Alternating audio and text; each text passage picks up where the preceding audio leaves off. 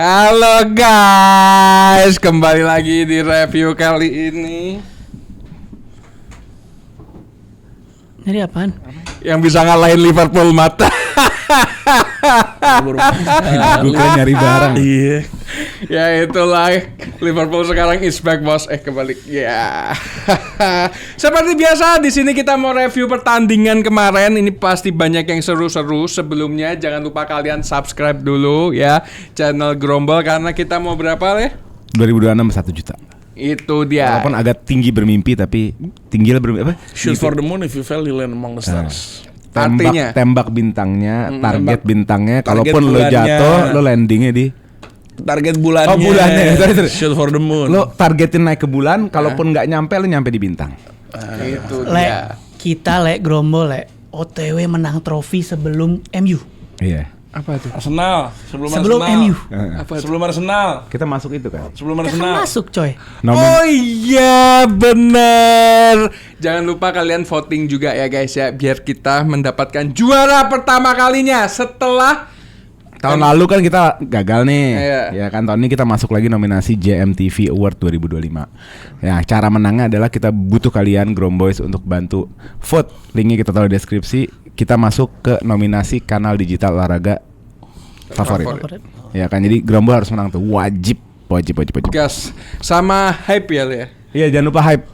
YouTube sekarang kalau mau support YouTube orang kasih hype. Betul. Itu dia. Soalnya kalau dikasih hype bisa masuk ke laman trending. Laman itu banyak orang nggak tahu laman. Page. Taunya Page. Laman tuh page. Kiper. Lemons itu dia. Sebelumnya jangan lupa juga follow gua Ali Registry, ada Bang Ole yang sebagai fans Chelsea di sini, dan di sini ada Karim Nasar dan di sini fans Valencia yaitu Basya Kenaus Ball atau Valencia Folks. atau Valencia Fox. Tapi jujur. Hari ini di antara kita berempat, talent paling ganteng gua hari ini. Enggak, paling keren gue. Lihat, perhatiin mukanya di kamera. Baju lu bagus hari ini. Baju gue bagus, muka gue lagi on point. Wah, ada jerawat. Mungkin lu cocok pakai hitam ya.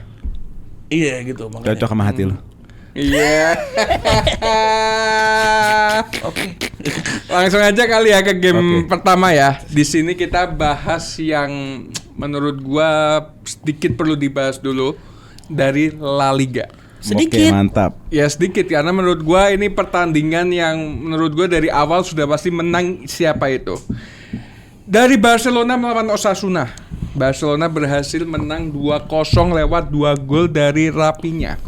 Tapi di sini gua nggak membahas cara gameplaynya, karena kita sudah tahu lah Barcelona, big clubs in Spain kan. Big clubs. Iya, Barcelona being Barcelona. Ya. Barcelona bang Barcelona be.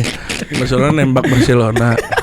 Tapi di sini permasalahannya itu dia bermain secara minim resiko, terus minim improvisasi, sama minim keberanian individual. Menurut kalian enggak, maksudnya gimana? Hah? Lu kan mengeluarkan statement itu. Maksudnya gimana? Gini, contoh kita ambil dari minim keberanian individual ya. Coba. Yang kita biasa ngelihat Barcelona ini punya seperti Lionel Messi, Lamine Yamal, tapi di pertandingan ini bener-bener nggak ada individualis. Lah itu gol pertama Rafinha itu individualis parah. Enggak, dalam permainan bukan golnya. Oke. Dari gameplaynya. Oke. Enggak, kalau gue tahu ini papai kerjaannya ya, oke. Yes. Agak salah sebenarnya menurut gue, karena malah di game ini kelihatan bahwa secara taktik Barcelona nggak bisa mempertunjukkan banyak hal ya, tapi memang yang step up banyak daripada pemain-pemain mereka yang notabene kita tahu world class. Ada Lamine, ada Rafinha, ada Pedri.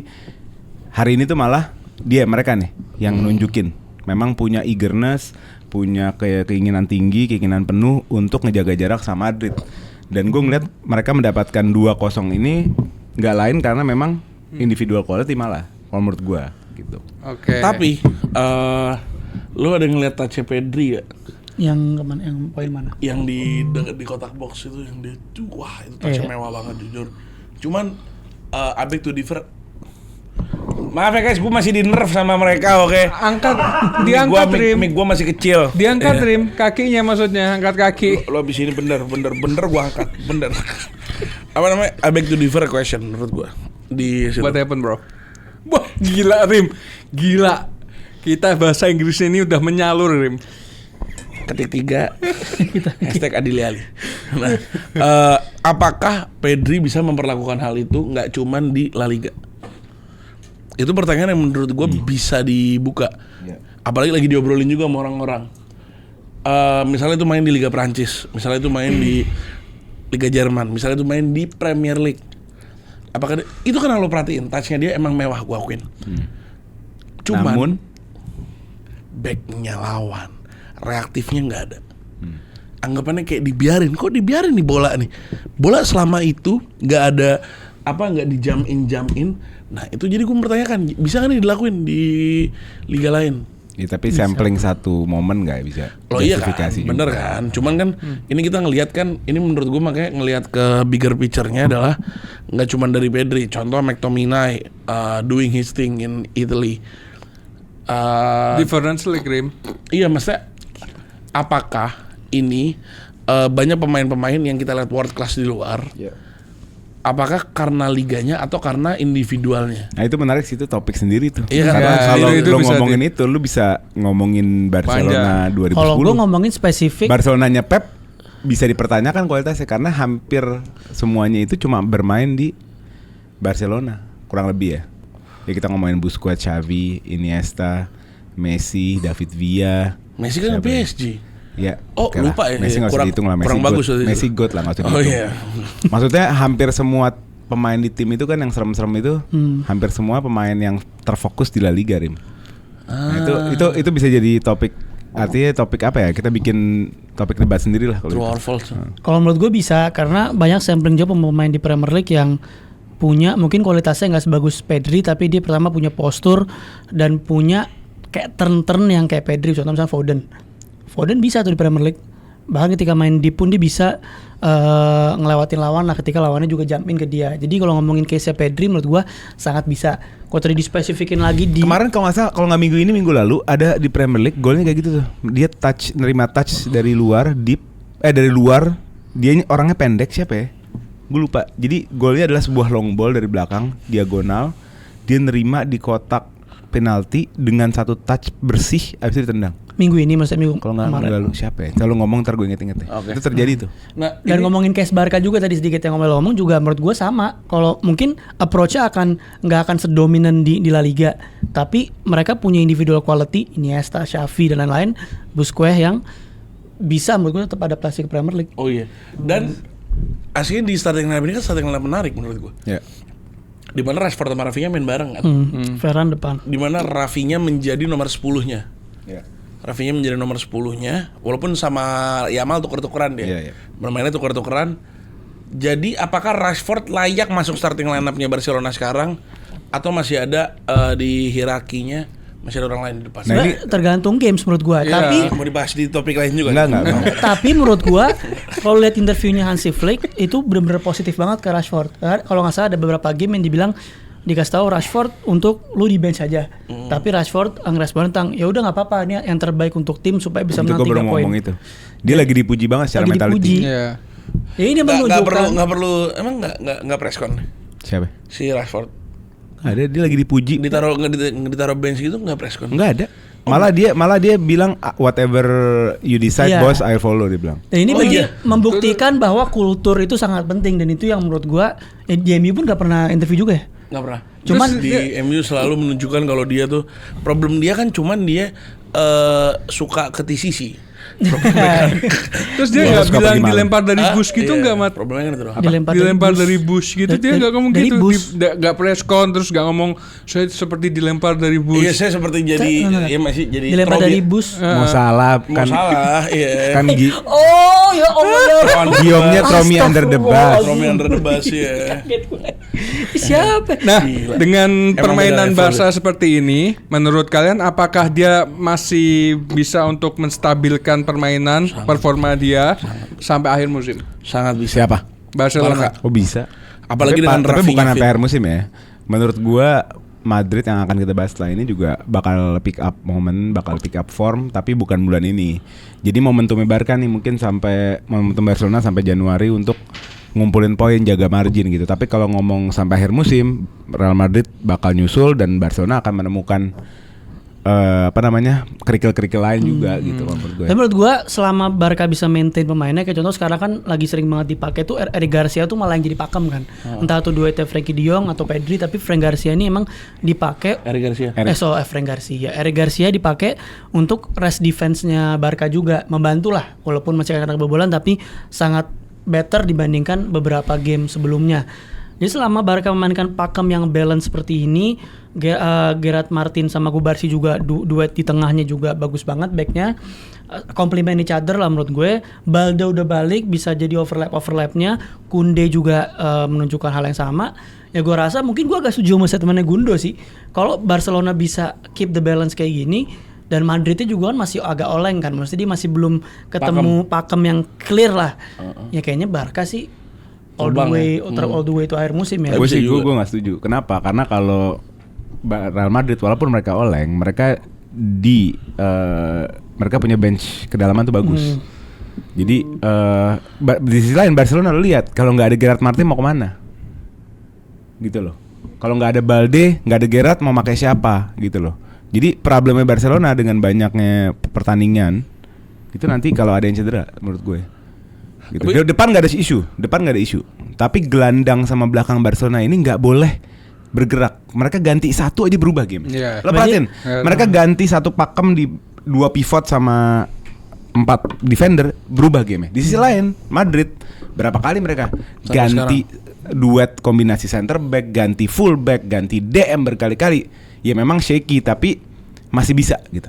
Tapi kalau Barcelona gue nggak yakin bisa. Berarti poin gue kalau stay fit kan. Kalau stay fit. Sekarang kalau menurut secara probabilitas dengan sepak bola yang rame, pertandingannya penuh kayak gini, lo ngarepin pemain fit main tiap minggu, tiap game dia main terus. Rotasi dengan siapa kan itu kan, that's the question gitu loh. Nah, pakemnya kan menurut gue di Eric Garcia ini. Menurut gue Kubarsi sebenarnya bisa duet sama siapa? Misalkan nama Christensen atau siapapun yang di tengah.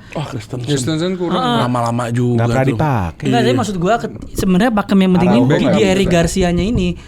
Kalaupun Eric tiba-tiba si Gerard Martin cedera, ya di beberapa game bisa Frankie De Jong, Pedri lagi, dan itu menurut gua ya mungkin lebih itu bakal nomor satunya lebih defense-nya lebih lemah ketika Eric Garcia-nya mundur, tapi kan tetap bisa attack-nya, tetap bisa golin banyak. Menurut gua gini ya, gua nggak bela Barca atau Real Madrid, tapi menurut gua kalau dibilang Barcelona akan segini sampai akhir musim, gua nggak setuju. Ini musim menjadi musim siapapun yang juara antara Barcelona dan Madrid akan menjadi musim yang ketat. Iya. Musim yang seru. Gua juga bilang jadi, ketat. Enggak kan tadi pertanyaan dia Barcelona bisa seperti ini sampai akhir musim, gua setuju. Artinya kan mereka udah akan leading terus. Loh iya nggak, cuma maksudnya kan gini loh, Madrid kan keep up-nya adalah sekarang nih 4 poin kan sekarang kan.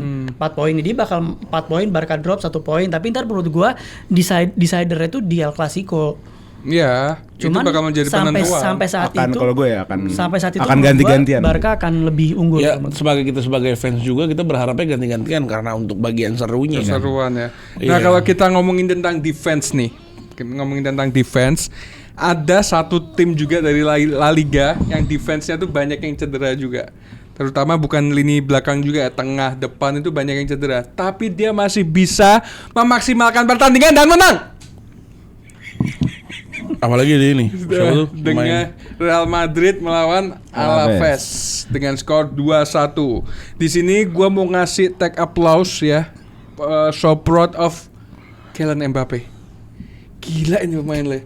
17 gol dan selisih top skornya itu sama peringkat 2-nya selisih 6 gol. Gila ini pemain. Terus dari segi mainnya juga akhirnya Vinicius menunjukkan kalau dia tuh nggak individualis, ngasih assist ke Rodrigo juga akhirnya nunjukin setelah dia buka keran di City dia bisa lanjutin. Nah kan main train it Porsche tapi cedera. Menit 83. Menit 83 diganti. Knock kali. Knock. Nah, cuman nih yang menarik di starting line up ya. Lo lihat ada Valdepenas. Valdepenas ini bukan sembarang ya? Victor Valdepenas ini dia tuh digadang-gadang dari dulu. Mungkin kalian kurang pada ini. Gue cuma nontonin Real Madrid Castilla kan dari kemarin kan. Wow. Nonton. Ya dia itu menurut gue play his debut very well. The cross that he put walaupun satu ya, cuman lumayan bagus banget. The long ball that he put itu lumayan bagus. The defense, tackle-nya dia, interception-nya dia, clearance-nya dia, recovery-nya, dribble pass-nya. Menurut gue ini Madrid di bagian left back juga aslinya gak begitu perlu Carreras pengganti. Iya gini, gak begitu perlu. Maksudnya gak begitu perlu. Jelek, Iya cuman kan ya oke lah, Fran nggak di Body balance-nya mungkin sekarang buat penggantinya Alvaro Carreras, akhirnya mereka nemu nih Victor Valdepenas. Nah cuman walaupun masih game pertama kita nggak bisa begitu ngasih kredit ke dia. Yang akan seru adalah di match-match setelah ini untuk bermain di Copa del Rey, untuk bermain di Champions League misalnya lawan yang mudah, Madrid bakal tahu gue udah bisa punya rotasi nih sekarang nih. Dan mereka masih punya Mendy yang katanya late Desember balik Verlan. Nah, jadi 4 tuh. Cuman jujur match ini Valverde mainnya jelek, kurang bagus. Valverde di match ini mainnya gak menunjukkan kalau dia adalah seorang kapten. Gue ngerasa dia benar-benar ada emosionalnya, emotional play, shaking-nya. Dia kayak orang ke was-was tuh. Gak kayak biasa ya. Gak kayak biasanya. Jadi ya ini lagi-lagi cuman Madrid diserang sama badainya ini, badai yang gak seru. Tapi badai cederanya lu lihat pemain yang cedera siapa aja sekarang. Menurut gue memang lagi di fase dia cedera pun dia bisa menang gitu loh. Menurut Paul nih, apakah kemenangan ini the factor of luck? Luck sih enggak ya, tapi memang ada sedikit kalau kita bahasanya the power of kepepet lah. Yang dihadapkan sama si Alonso. Alonso nih udah dipantau banget sama board lagi mixed feeling antara ngeritain bener-bener yang laporan di Athletic kalau mereka bener-bener mixed feeling, dimana apa yang terjadi selama ini itu nggak bagus buat Madrid, tapi di sisi lain kalau gue lepas Madrid, apakah ada pelatih lain yang bisa take over dan melanjutkan project ini gitu. Jadi mereka lagi bener-bener dalam dilema si direktur-direkturnya Madrid, si Perez gitu. Nah makanya dengan kemenangan non Alaves menurut gue dia dodge a bullet si Alonso nih, lumayan bisa napas lah. Iya, dan gue berharap emang dia nggak dipecat sih. Iya. Kayak apa sih? Yang gue dengar yang mau jadi penggantinya tuh interimnya Arbeloa yang sekarang di Castilla. Mereka sempat approach Jurgen Klopp, tapi Jurgen Kloppnya bilang dia nggak mau balik latih. I'm running out of energy. Iya kan dia capek dia mau megang fokus. Liverpool Ya capek, tim besar kok capek. Capek 9 tahun cuma 1. Ya sekarang problemnya kalau dipegang Klopp sama aja orang masalahnya sama Alonso. Pemain-pemain itu nggak mau disiplin, nggak mau kerja keras. Cuman lebih ini lah mungkin kalau gila sama Klopp lagi. Sama Klopp diabis. Bedanya gini, mungkin kalau sama Klopp adalah kan Klopp itu kan mainnya lebih metal, dia lebih lebih nggak tidak struktur si Xabi Alonso gitu loh. Jadi pemain mungkin bisa lebih lepas. Nah ini, gue ngomong ini di awal season loh. Apa? Xabi Alonso tuh rigid, gue bilang. Loh dia bukan berarti rigid. Satu, ayo. Namanya possession base, possession base itu pasti ada namanya sistem yang harus dijadikan acuan. Cuma kalau Alonso tuh secara positioning, kita ngomong base di Leverkusen ya, itu dia lebih banyak rotasi antar pemain. Jadi tidak serigid Pep Guardiola atau Arteta. Dia mungkin lebih ke siapa ya? Atau nggak serigid Xavi. Dia tuh mungkin lebih ya kayak Hansi Flick mungkin. Hansi Flick juga bukan position base sebenarnya sih.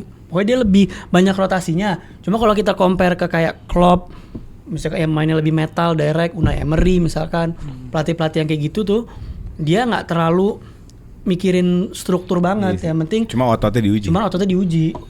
Dan sekarang kayak Pochettino fisiknya misalkan. diuji. Pochettino.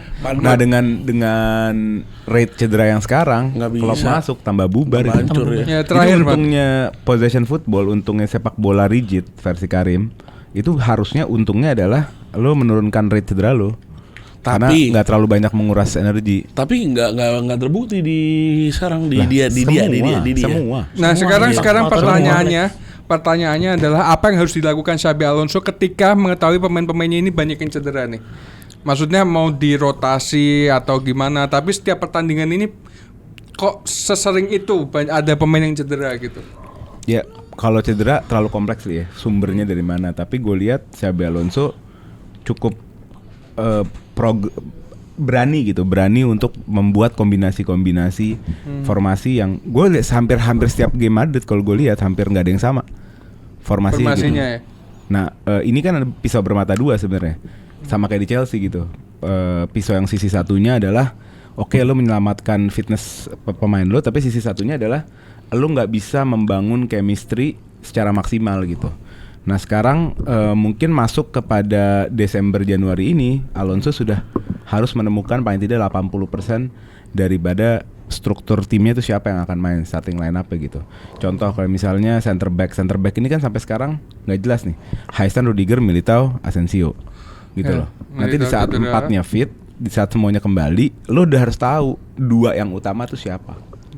Karena hari ini masih pertanyaan besar kan, 2 yang 3 back utamanya kan? siapa? 3 back kan yang mainnya? Enggak 2, 4. Main 4 back, 2 center back. Oh tetap pakai Dia masih Dia di Madrid nggak pernah pakai 3 center back. Oh Xabi Alonso bukan 3 back. Pernah. Leverkusen. Iya di WCWC Rim.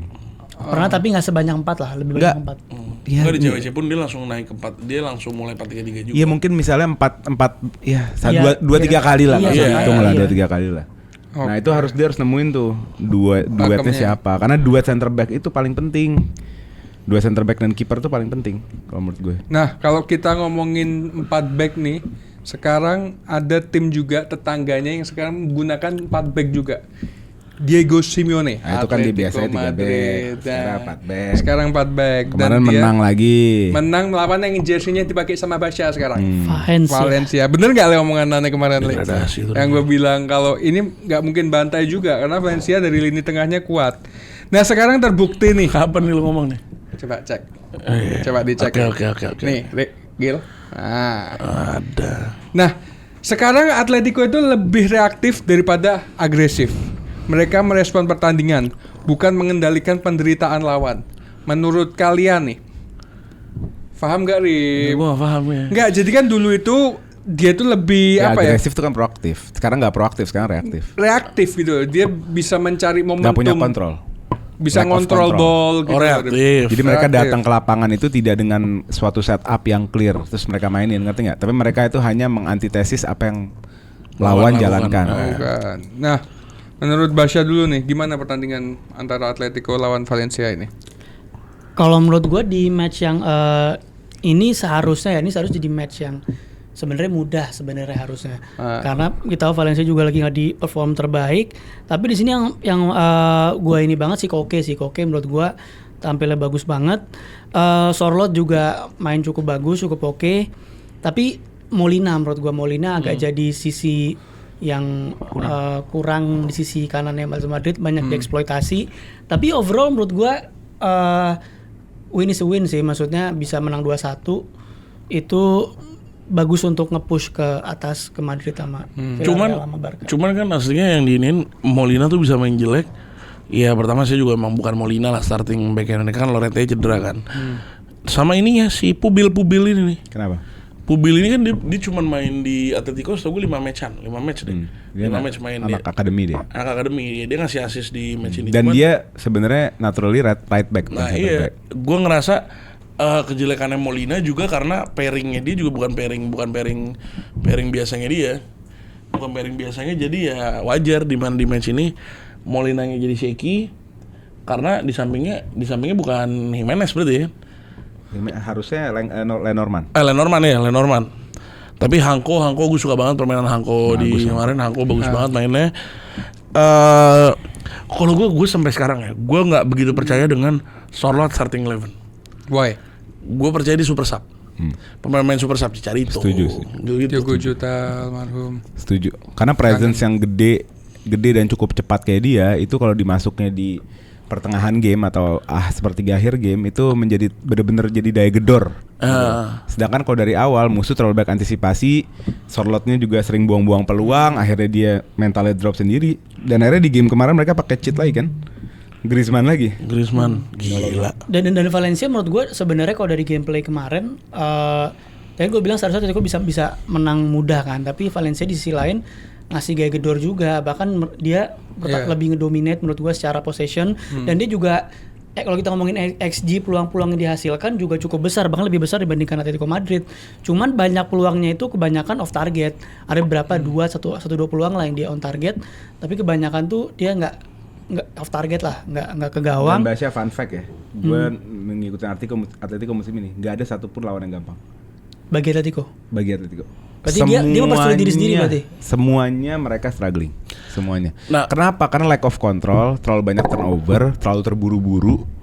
Jadi apalagi di sisi midfield ya, selama Koke nggak main selalu berantakan. Ada apa le? Maksudnya kok bisa dia tuh struggle dari lini tengahnya atau taktiknya atau apanya? Nah ini aslinya jawaban ini adalah karena permainan dia sekarang yang yaitu reaktif di mana kalau lo bermain reaktif, ini nggak cuman Atletico lah kan, problem gue ngerasain juga di tim gue. Kalau lo bermain reaktif itu tuh chance lo berhasil lumayan gede, Tapi ini adalah game go big go home setiap game. Iya. Dimana lo sebagai tim gede Lo nggak punya kepastian. Gak punya kepastian. Kalau lo nonton City, lo nonton Arsenal, lo nonton Liverpool, Iya. nonton City sama Arsenal gitu kan. Lo tuh misalnya lawan Valencia, misalnya lawan Brentford, misalnya lawan Leeds, lo bakal ngelihat satu game mereka mencoba untuk control the position, control the match, control the game.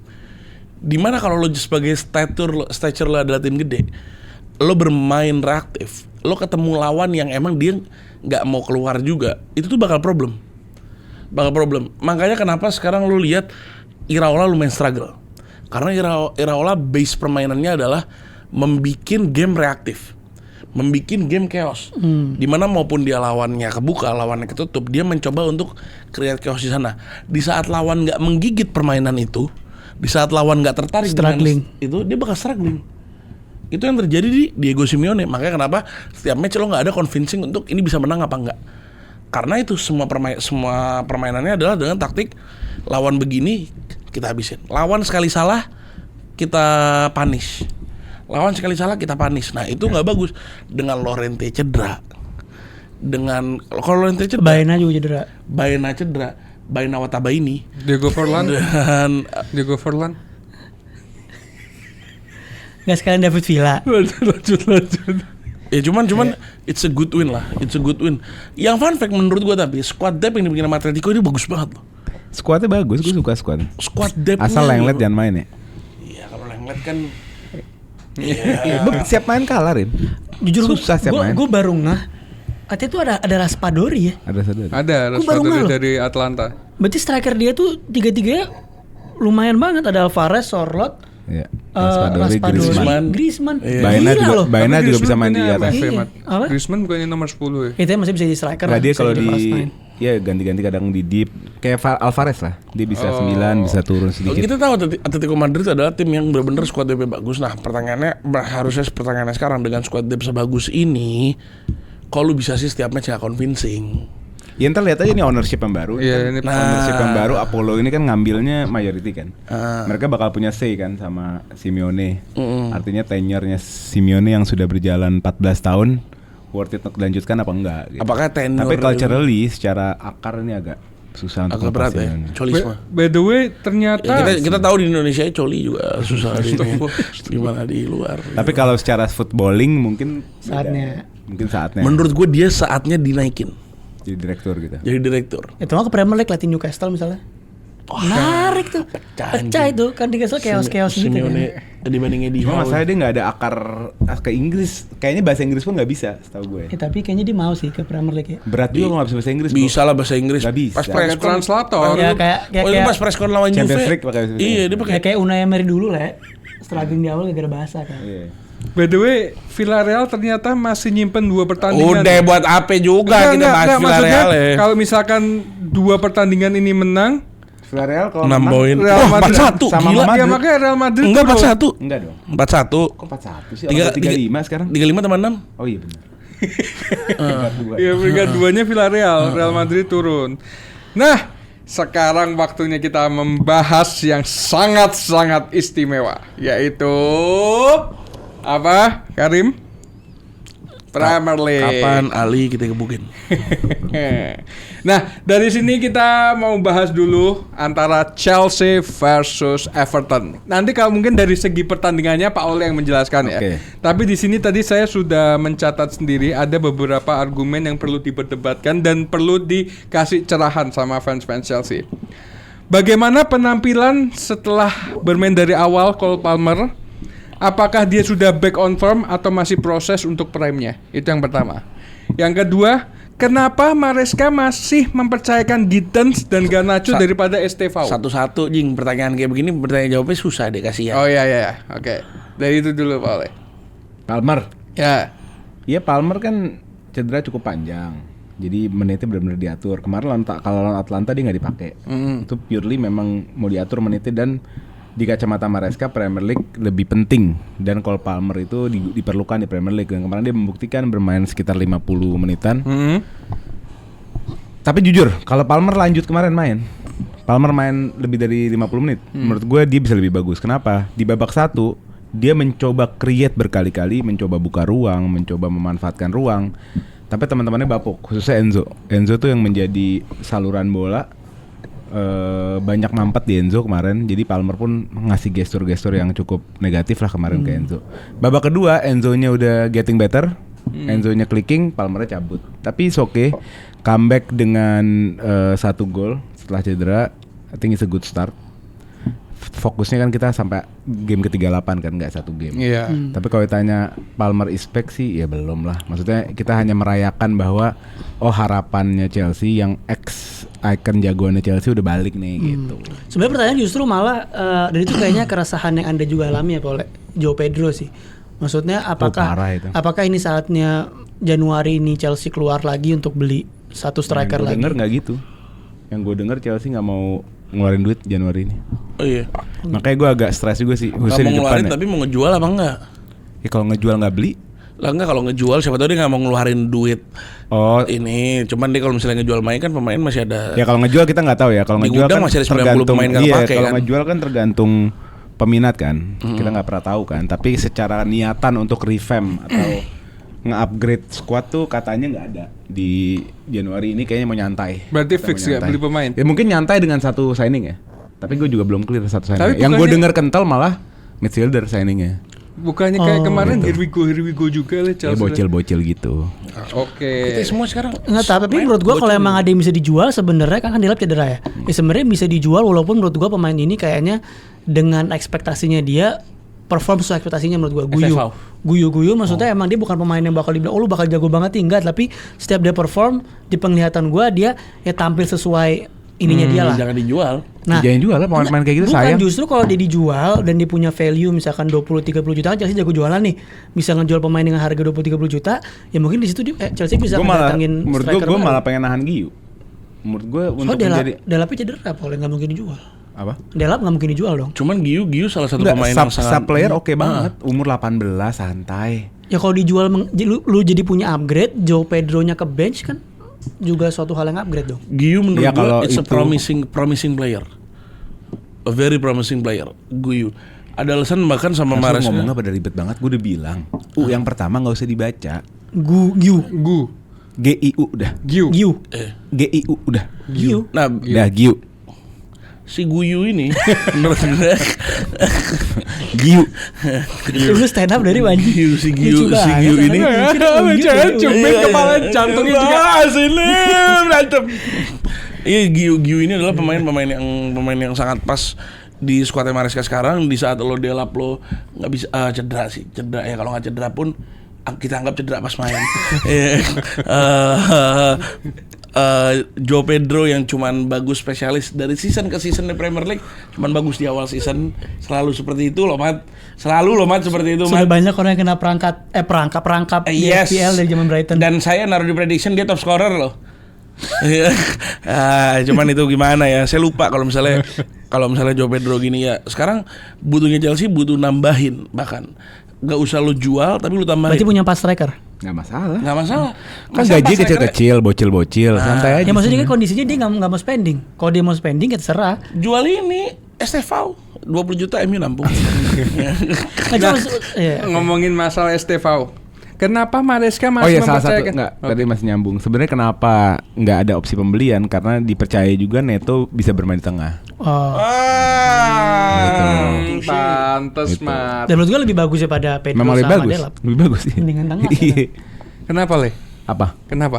Apa? Oh belum tadi. Kenapa? Tiba-tiba kenapa dia?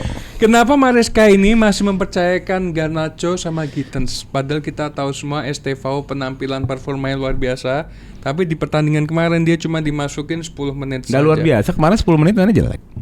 Nggak luar biasa kenapa, juga. Kenapa nggak dicoba? Ya kalau dari awal kan sebelum pertandingannya juga cukup oke kan, yang full apa? Sebenarnya menit terakhir lawan Liverpool. gini, kalau efektivitas, jujur aja dari 3 nama ya. Kalau Neto udah pasti paling efektif. Di antara sisa 3-nya Garnacho, Gittens, Sesefao. Paling efektif tuh Garnacho. Sebenarnya. Yes. Tapi apaknya nih orang parah finishingnya. Iya dong. Finishingnya parah apaknya. Tapi kalau lo link up, terima bola, lari, crossing, cutback, Bagus, Garnacho paling ini. iya. Makanya kalau lo bandingin Garnacho Estevao, ya mungkin jagoan Estevao, talented jauh lah. Iya. Kalau lo ngomong jauh, tapi Sekarang kita ngomongin yang ready dipakai gitu. Dan Garnacho kemarin mainnya miss chance banyak banget Miss tuh. chance Kalau banyak banget. Depan gawang ada Iya. yang kalau inget Fernando Torres tuh depan gawang nggak gol. Iya. Itu kemarin tuh Garnacho. Serim gue lihat, gue kan main highlight lagi. Bukan 3, 4. Oh 4. Empat. Oh, Tapi bukan yang 3, satu bukan clear cut ya, dia nendang pakai kiri. Kita miss satu. Iya. Iya. 4. Fun fact buat Garnacho club minutes tahun 2023-2024 dia 3.500 menit. Tahun 2024-2005 dia 3.570 menit. Beda nambah 11 menit tuh. Tahun 2025-2026 baru 762. Ini pemain yang tantrum gara-gara nggak di startingin di final Sekarang Eropa kena humble League. Chelsea.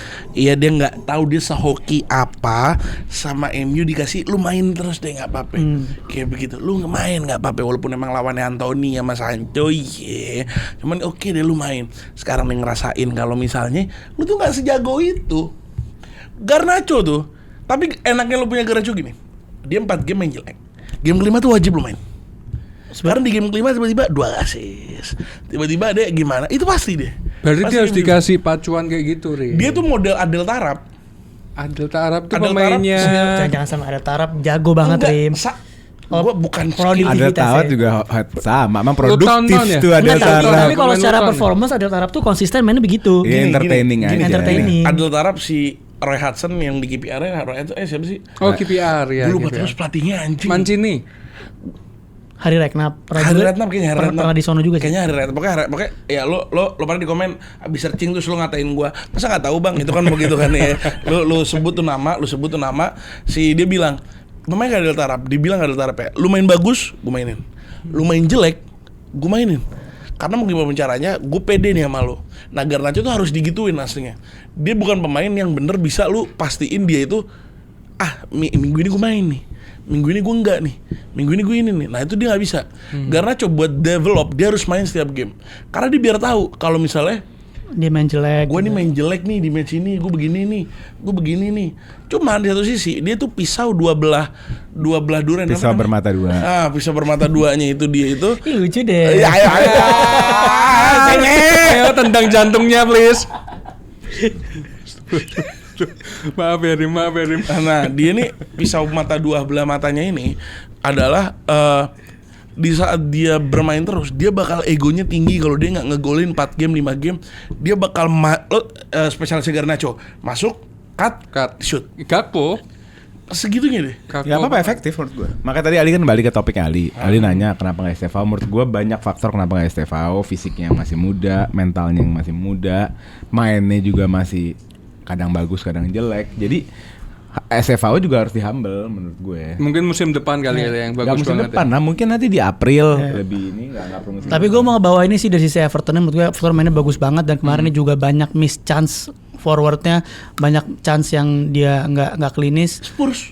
Everton. Oh. Everton. Gua dengernya Dia Spurs mainnya bagus banget. menurut gue Everton mainnya bagus banget. Kayak Oleh juga ngebahas kayak klasik football David Moyes, banyak ke kanan crossing ke dalam. Kayak zaman dulu tuh. Iya, jadi banyak ngasih aspek-aspek yang membahayakan Chelsea lah. Cuma beruntungnya mereka nggak klinis. Nah ini yang pasti Anda mau bahas juga kan, statementnya Enzo Maresca. Nah itu. Nah saya mau nanya ke Anda Pak Ole. Nah, Ini pertanyaan bener-bener out of my curiosity. ganti host ini Mat. Bukan, enggak, gue mau nanya bener. Enak tau kayak gitu. Iya bercanda. Nah, apa bedanya komen Enzo Maresca yang nyerang board sama mau salah kemarin ke board? Loh, Nggak, gue naik serius, gue paham. mau nanya, gue pingin tahu reasoning itu. Mungkin bedanya yang pertama adalah dia mengindikasikan bahwa gue sebagai pelatih, pelatih itu harus dipersejantai. Pelatih apa bahasanya? Pelatih itu harus disupport, dibekali. Dan dia itu komplain bahwa karena gue cinta klubnya, gue cinta fansnya, gue bisa kerja kalau bekal gue isi tas gue lengkap. Oke. Dan gue nggak dilengkapi isi tas gue, gimana gue mau kerja? Oke, ngerti. Gitu. Berarti orientasinya adalah kalau yang statement Enzo Maresca adalah lebih bukan ke individu tapi lebih ke situasi Ya, klub. ya. Oke, ya gua Dan pinjam itu aja. tapi sekarang manajer yang gue dengar dari berita, yang gue dengar lucu gini. Ini gue dengar dari Ben Jacobs kalau manajemennya Chelsea, Jacobs bagus tuh. ya dia biasa Chelsea tuh, manajemennya Chelsea MU ngaco. Ben Jacobs. Ben Jacobs heavy Chelsea juga. Iya. Ben Jacobs bilang boardnya Chelsea nggak terlalu menghiraukan statementnya Maresca. Oke. maksudnya dalam tanda kutip adalah mereka merasa itu adalah reaksi positif dari seorang manajer atau seorang pelatih yang lagi under pressure. Jadi kayak udahlah wajar lagi under pressure, ngerti nggak? Tapi board expect Maresca melakukan klarifikasi atas statement tersebut. 48 jam terakhir gue nggak mendapatkan support, kan bilang gitu kan. Secara verbatim dia ngomong gitu. Nah mungkin udah keluar Inter malam, mungkin Inter malam ini kan ada press con Cardiff. Ya kita lihat aja di situ. Dia mau klarifikasi apa? Kalau dia nggak klarifikasi dia fuck you. Nggak mau. Gitu ya. Fuck you all. Gue malas jujur kalau nggak ganti pelatih lagi Chelsea, malas gue. Oh kan yang mau masuk next. Siapa? Iraola. Ini siapa? Cesc Fabregas. Nggak mau gue Iraola, nggak pernah dapet piala. Zappa Costa. Zappa Costa masih main. Felipe Luis kali yang jago yang Felipe Luis Flamengo. Anjing lagi jago tuh orang tuh. Nah itu yang nanti Felipe Luis itu kandidat terkuatnya gantiin Diego Simeone di Atletico. Oh iya. Oh iya, dia Dia kan legend Atleti. Oh iya. Dan menurut gua Di Chelsea cuma setahun. pasti. Cuma beda banget. Colis Boy masih ada. Masih ada. Lah, dia di Cardiff Simeone gimana sih? Didikan doang. Colisme lebih modern. Gua jadi gini. Gua gua nggak nonton full seasonnya dia sejauh ini sampai dia juara. Cuman gua nonton 15 game lah mungkin. 15 game dia. Dia tuh main. Emang biasa jam berapa sih Liga Brazil? Apa? Sore. Sore. Pagi dong kan. Sore. Tergantung jam. Lu jadi nonton di mana? Gua biasanya pas nonton lagi di Maldives. Nah ini kelihatan permainan kemarin itu nggak ada yang jadi sok pahlawan, terus nggak ada yang nyalahin rekan dan bermain secara nyaman. Chelsea main kelihatan banget dan dia bisa menang ini. Menurut lo, apakah ini salah satu langkah kaki menjadi fondasi untuk menjadi tim yang akan memenangkan piala? Bukan memenangkan piala. Biar dia ngomong nggak sih, jangan timpa-timpa. Bukan memenangkan piala, title race. Gue lah jauh lah. Masih jauh. Kan gue bilang dari awal baca ngomong nih Chelsea terus gue bilang ngomongin liga itu benar-benar berbeda. Liga itu lo punya kesiapan mental, kesiapan kedalaman squad, lo punya form panjang ya, bukan form game per game. Ada form of the day, ada form of the team, itu dua hal yang berbeda. Form of the day contoh Chelsea lawan Everton, ya kan? Form of the day-nya oke. Ngerti gak sih? Tapi kalau form of the season ya Chelsea masih naik turun ya. Jadi menurut gue title race masih jauh banget. Tapi nyesel sih kenapa cuma 2-0. Ini tim ampas ini harus dibantai seharusnya 5-0. Itu Garnacho. Ini tim jago. Garnacho 2 gitu. 4-0. So asik. 1-0. Tapi gue mau shout out ke defender Chelsea. Apa? Ini kalah. Khususnya 3. Mikolenko-nya. Kok Mikolenko sih? Gue ngomong defender Chelsea kok Mikolenko. Oh, lu lagi shout out Chelsea. Iya. Gue mau shout out Chalobah, Fofana. Ya kalau Gusto sih gue udah. Maksudnya Gusto itu kan bukan part of the defense karena dia main di gelandang kan. Tapi Gusto Chalobah, Fofana, Sanchez 3. Yang begini siapa? Main bagus. Fofana. Masa begini. Masa main sekelas Premier League iya. Masa kayak kita main minsok. Enggak gitu dia, gue lihat lagi gini. Sebelum kita ke best player, gue mau kasih. Sebelum kita ke best player, by the way, congrats buat Gusto yang berhasil mencetak gol dan assist pertama kalinya di Premier League. Ya, golnya aja juga baru 2 minggu lalu ya? 3 minggu lalu. 2 minggu. Gol bukan Premier League loh. Enggak, gol assist sama barengannya di satu game. Gusto itu baru mendapatkan gol pertama dia sebagai pemain bola senior berapa minggu lalu. Tapi di quadrick assist. Enggak, dia ngomongnya beda nih. Gol assist barengan. Gusto pertama kali mendapatkan gol dia pertama sebagai senior football player berapa minggu lalu. Semalam dia mendapatkan gol dan assist pertama dia kali sebagai pemain bola. Gila, keren. Minggu depan on goal pertama. Dan gue yang agak worrying sih sebenarnya menurut gue ya, jujur ya. Ini izin fans Chelsea agak worrying buat gue adalah kenapa Enzo makin lama bisa disaingin sama permainan 2 fullback. Enzo Fernandes. Kan Enzo kemarin main bertiga. Enzo, Gusto, James. Kenapa Gusto James lebih bagus pada Enzo? Karena begini. Sih paham Rim. Seneng ini kalau udah kayak gini nih, seneng ini. Udah cukup langsung best player siapa? Best player. Nah, lagi masuk ke topik bagus best player. Gak masuk. Nah, gua mau ngomong lagi semua. Gak bercanda Rim, maaf Rim.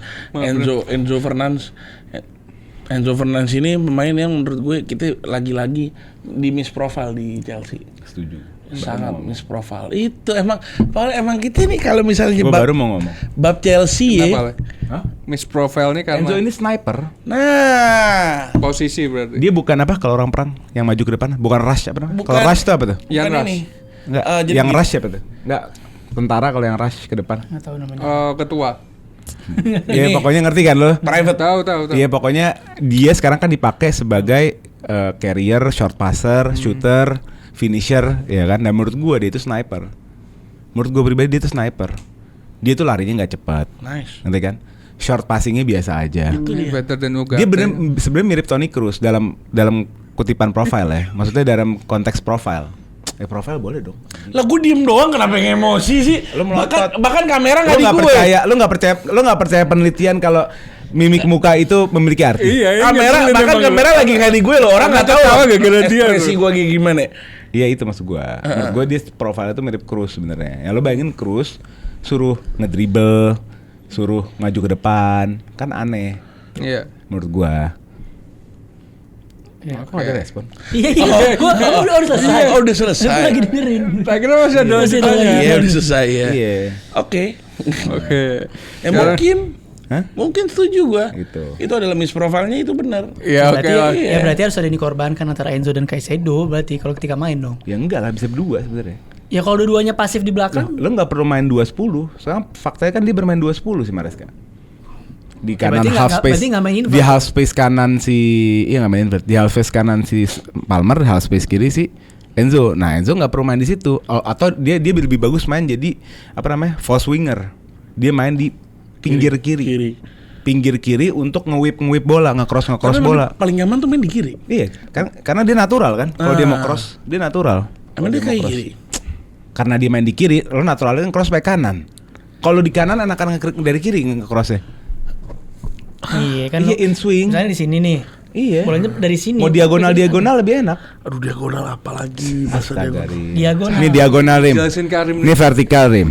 Itu vertikal. Ini diagonal rim. Itu diagonal. Horizontal. Miring tuh diagonal. Anjing yang baru lagi gue. Bukan. Vertikal tuh lurus, horizontal tuh menyamping. Iya. Kalau diagonal tuh miring. Iya. Deh, paham? Dia sebagai seorang passer berkaki kanan, kalau dia melakukan diagonal pass cross dari sebelah kiri itu natural. Oh, I see. Paham. Paham. Kenapa Palmer shine main di right hand side? Karena dia diagonal pas dari kanan pakai kaki kiri. Nah, Emang Itu dia. iya.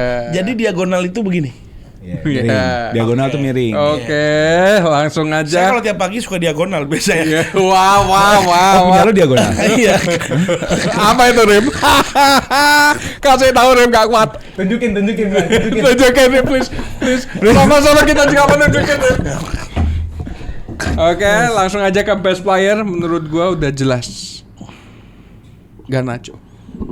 Enggak. Gusto.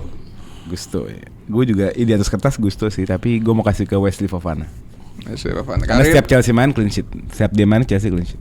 Setiap main. Iya. Gila, solid ya. Karim, Sanchez. Basya. Kalau gua Palmer deh karena balik nyetak gol. Oke, worst player sorry to say Garnacho. Tapi sorry tuh sih. Nggak ada sorry-sorrynya karena kita jadi nomor Everton player. tuh ada yang jelek nggak kemarin? Nggak ada, coba bagus semua mainnya. Nggak juga. Paling jelek kemarin O'Brien. Nggak juga. O'Brien paling Kalau jelek. kita kasih Garnacho karena Garnacho buang peluang, Ndiaye buang peluang berkali-kali. Ini mandi aja. JP. Oh JP gue, sorry. Joe Pedro. Joe Pedro parah. Gua Garnacho. Gue Joe Pedro. Oke. Thumbs up. Thumbs up gua. Everton ya. Gua Chelsea. Thumbs up Chelsea lah. Chelsea. Gue thumbs up Everton. Karena Chelsea hoki Chelsea cuma bisa 2 gol. Menurut gue itu thumbs up buat Everton. Benar. Thank you ya. Yes. Thank you ya. Thumbs Iya, up. thank you dong. Oh iya salah nih. Iya, jago. Berarti kan Chelsea jago banget sampai Everton 2-0 aja bagusan Iya, Everton. berarti oke. Thank you. Thumbs up gue Chelsea untuk karena dia bisa 2 gol. Gue juga Chelsea. Chelsea ya. Oke, lanjut ke pertandingan selanjutnya seperti biasa, gak usah panjang lebar. Memang ini tim sudah diciptakan untuk menjadi tim hebat, tidak terkalahkan. Kapan kita kalah? Sampai kita lupa. Yaitu Liverpool Football Club 2-0 melawan Brighton. Next kita akan ketemu MU, Chelsea, Arsenal secepatnya. 2-0 nggak justifikasi game loh. Iya. Ya, kayak gini. Menurut gue harusnya lebih dari 2-0. Ya, itu mau gue jelasin Pak Oleh. Jadi Menurut di gue harusnya. Tuh Ekitike emang gila sih tuh orang. Sebapuk-bapuk dia aja 2 gol. Menurut Paling gue dia semangat. kemarin bapuk.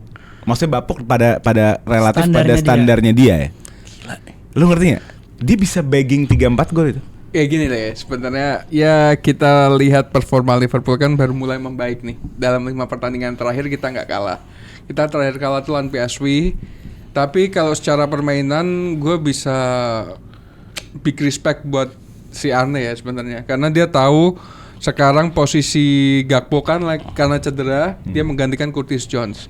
Gue bisa mengatakan kalau Curtis Jones sekarang better than Pirlo, better than siapa, Lampard, Scholes, bahkan Gerrard mau tersaingi. Gila ini pemain menurut gue. Dia bisa diposisikan seperti itu. Szoboszlai ditaruh di posisi kanan, menggantikan perannya Mo Salah. Tapi ketika Mo Salah masuk, dia ditaruh di posisi right back karena Joe Gomez keluar kan. Cedera. Nah kalau dari permainan jujur seharusnya kita bisa lebih dari 2 gol. Cuman sayang finishingnya nggak klinis. Bahkan sampai Chiesa masuk pun itu posisinya dia bisa cetak gol. Di sini gue menyalahkan Chiesa. Kebanyakan fans Liverpool bilang, terlalu baik ngumpan ke Mo Salah posisi kayak gitu. Tapi di sini gue pribadi gue menyalahkan Chiesa karena seharusnya dia bisa nge-shoot. Kalau gue terbalik. Kenapa? Gue mengkritik Chiesa bukan karena dia pas. Kenapa? Karena pasnya jelek. Enggak pas. Pasnya mundur, pasnya kan telat. Tapi Bukan true. pas ke Mo Salahnya. Apa orang Mo Salah ngerem sampai balik badan, makanya dia nggak dapat bolanya kan Mo bola ke Salah. atas. Iya. Ya itu juga Mo Salah sampai puter balik nggak dapat bolanya, makanya dipaksa shoot sama dia. Ya itu bisa menjadi kritikan Jadi juga. menurut gue jeleknya bukan dia nggak shoot, tapi pasnya dia ke Salah jelek. Tapi menurut gue itu bisa di shoot juga gitu loh. Ya. Oke lah. Positif lah Rim sebenarnya. Li? Positif Li. Ya positif. Maksudnya cuman- positifnya adalah seorang pemain besar, Chiesa ini pemain besar loh. Iya.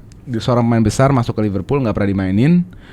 Terus ada satu pemain lebih besar lagi, legenda Salah yang lagi ada dramanya, tapi dia masih respect dengan keadaan itu. Iya. Jadi menurut gue itu oke, suatu momen yang cukup positif buat Liverpool menurut gue. Itu oke Le, cuman kan kita harus lihat situasi juga. Walaupun kita sudah menang, tapi di posisi itu lu bisa cetak gol. Nanti ada saat dimana lu bisa dapat posisi itu Nanti lagi. dia shoot, gue kasih tahu nih fans Liverpool. Nanti dia shoot, Lu shootnya nggak bagus, apa ketepis, kenapa nggak mau Salah? Pas mau Salah, Iya. udah lah. Bukan justru Iya, malah manusia. beberapa fans Liverpool mengutarakan bahwa kok itu malah dipassing padahal Ya itu- itu.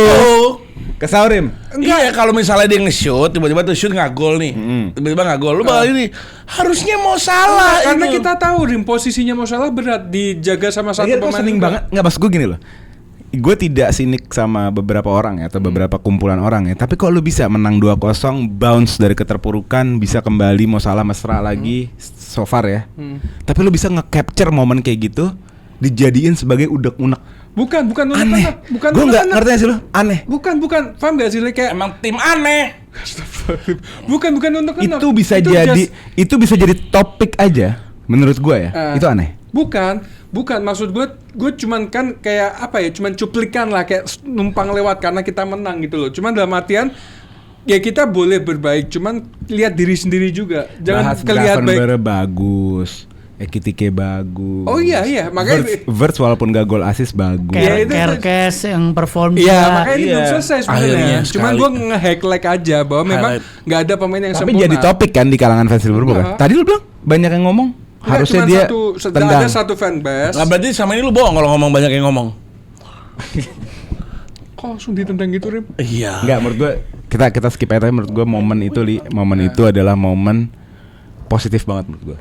Dia Bahwa bisa Chiesa bilang positif, aja negatif. pemain yang bisa play hero. Kan pemain kayak Oh gitu iya. kan dapat momennya gue mau jadi hero nih. Iya. Gue mau tunjukin ke Anfield kalau nggak ada Salah ada gue gitu kan. Iya. Tapi ternyata nggak, gue tetap kasih ke Salah. Iya, di lain itu dia positifnya adalah berbagi seperti Firmino. Cuman di posisi itu juga dia bisa mencetak gol gitu aja, cuman kayak numpang lewat aja, highlight aja. Cuman di sini gue take applause juga buat Gravenberch, Kerkes, gila ini pemain. Kerkes bisa overlap permainannya, nggak ada Gakpo, lebih nyaman. Terus Szoboszlai udah biasa ya, it's okay lah kita menang 2-0. Fokus buat Carabao Cup, kalah ding. Mau beli siapa ya? Gue kemarin baca Liverpool tuh harus belanja sih Januari menurut gue. Center back gak sih? Kalau mau comeback ya.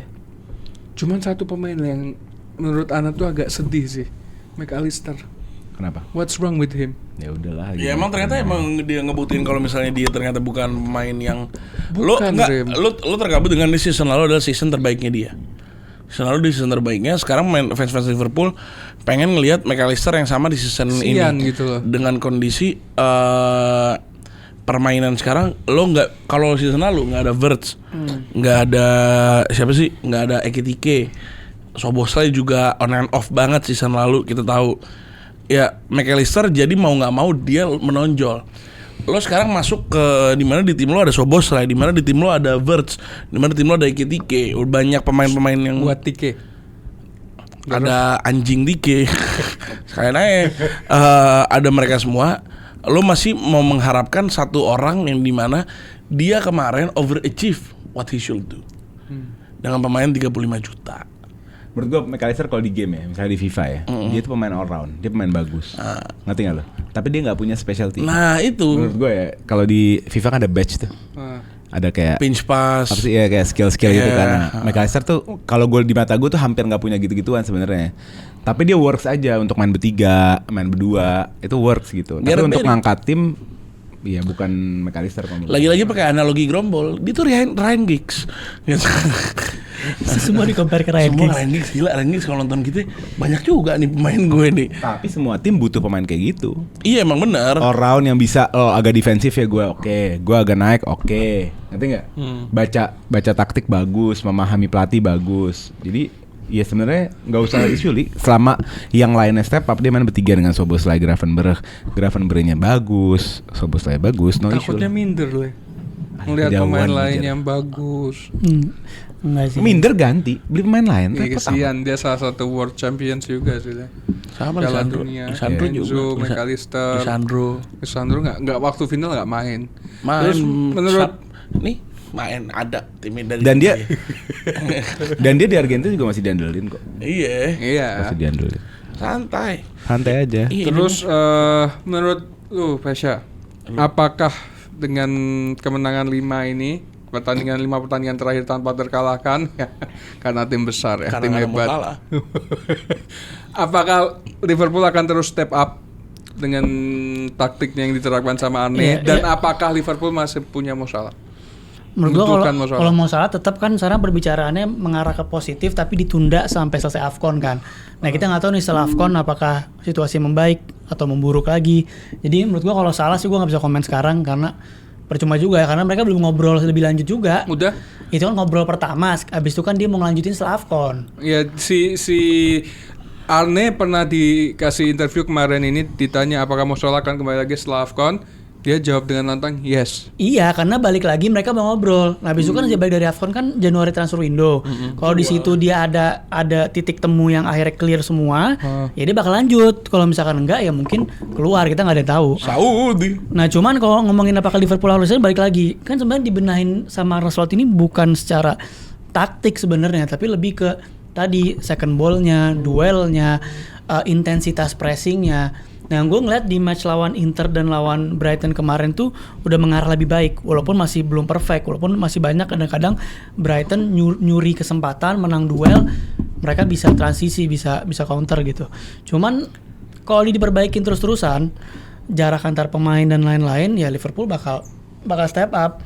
Karena intinya bukan karena kalau ngomongin secara gameplay, Liverpool cukup atraktif ditonton sebenarnya. Dari cara-cara Mainnya bagus, jujur, passingnya. mainnya bagus. Counter-counternya kemarin kayak ngeliat era klub gue. Iya. Ya, itu bagus finishingnya. Cuma ini kalau kan tadi pemosian out of possession-nya sebenarnya jadi masalah Liverpool selama ini.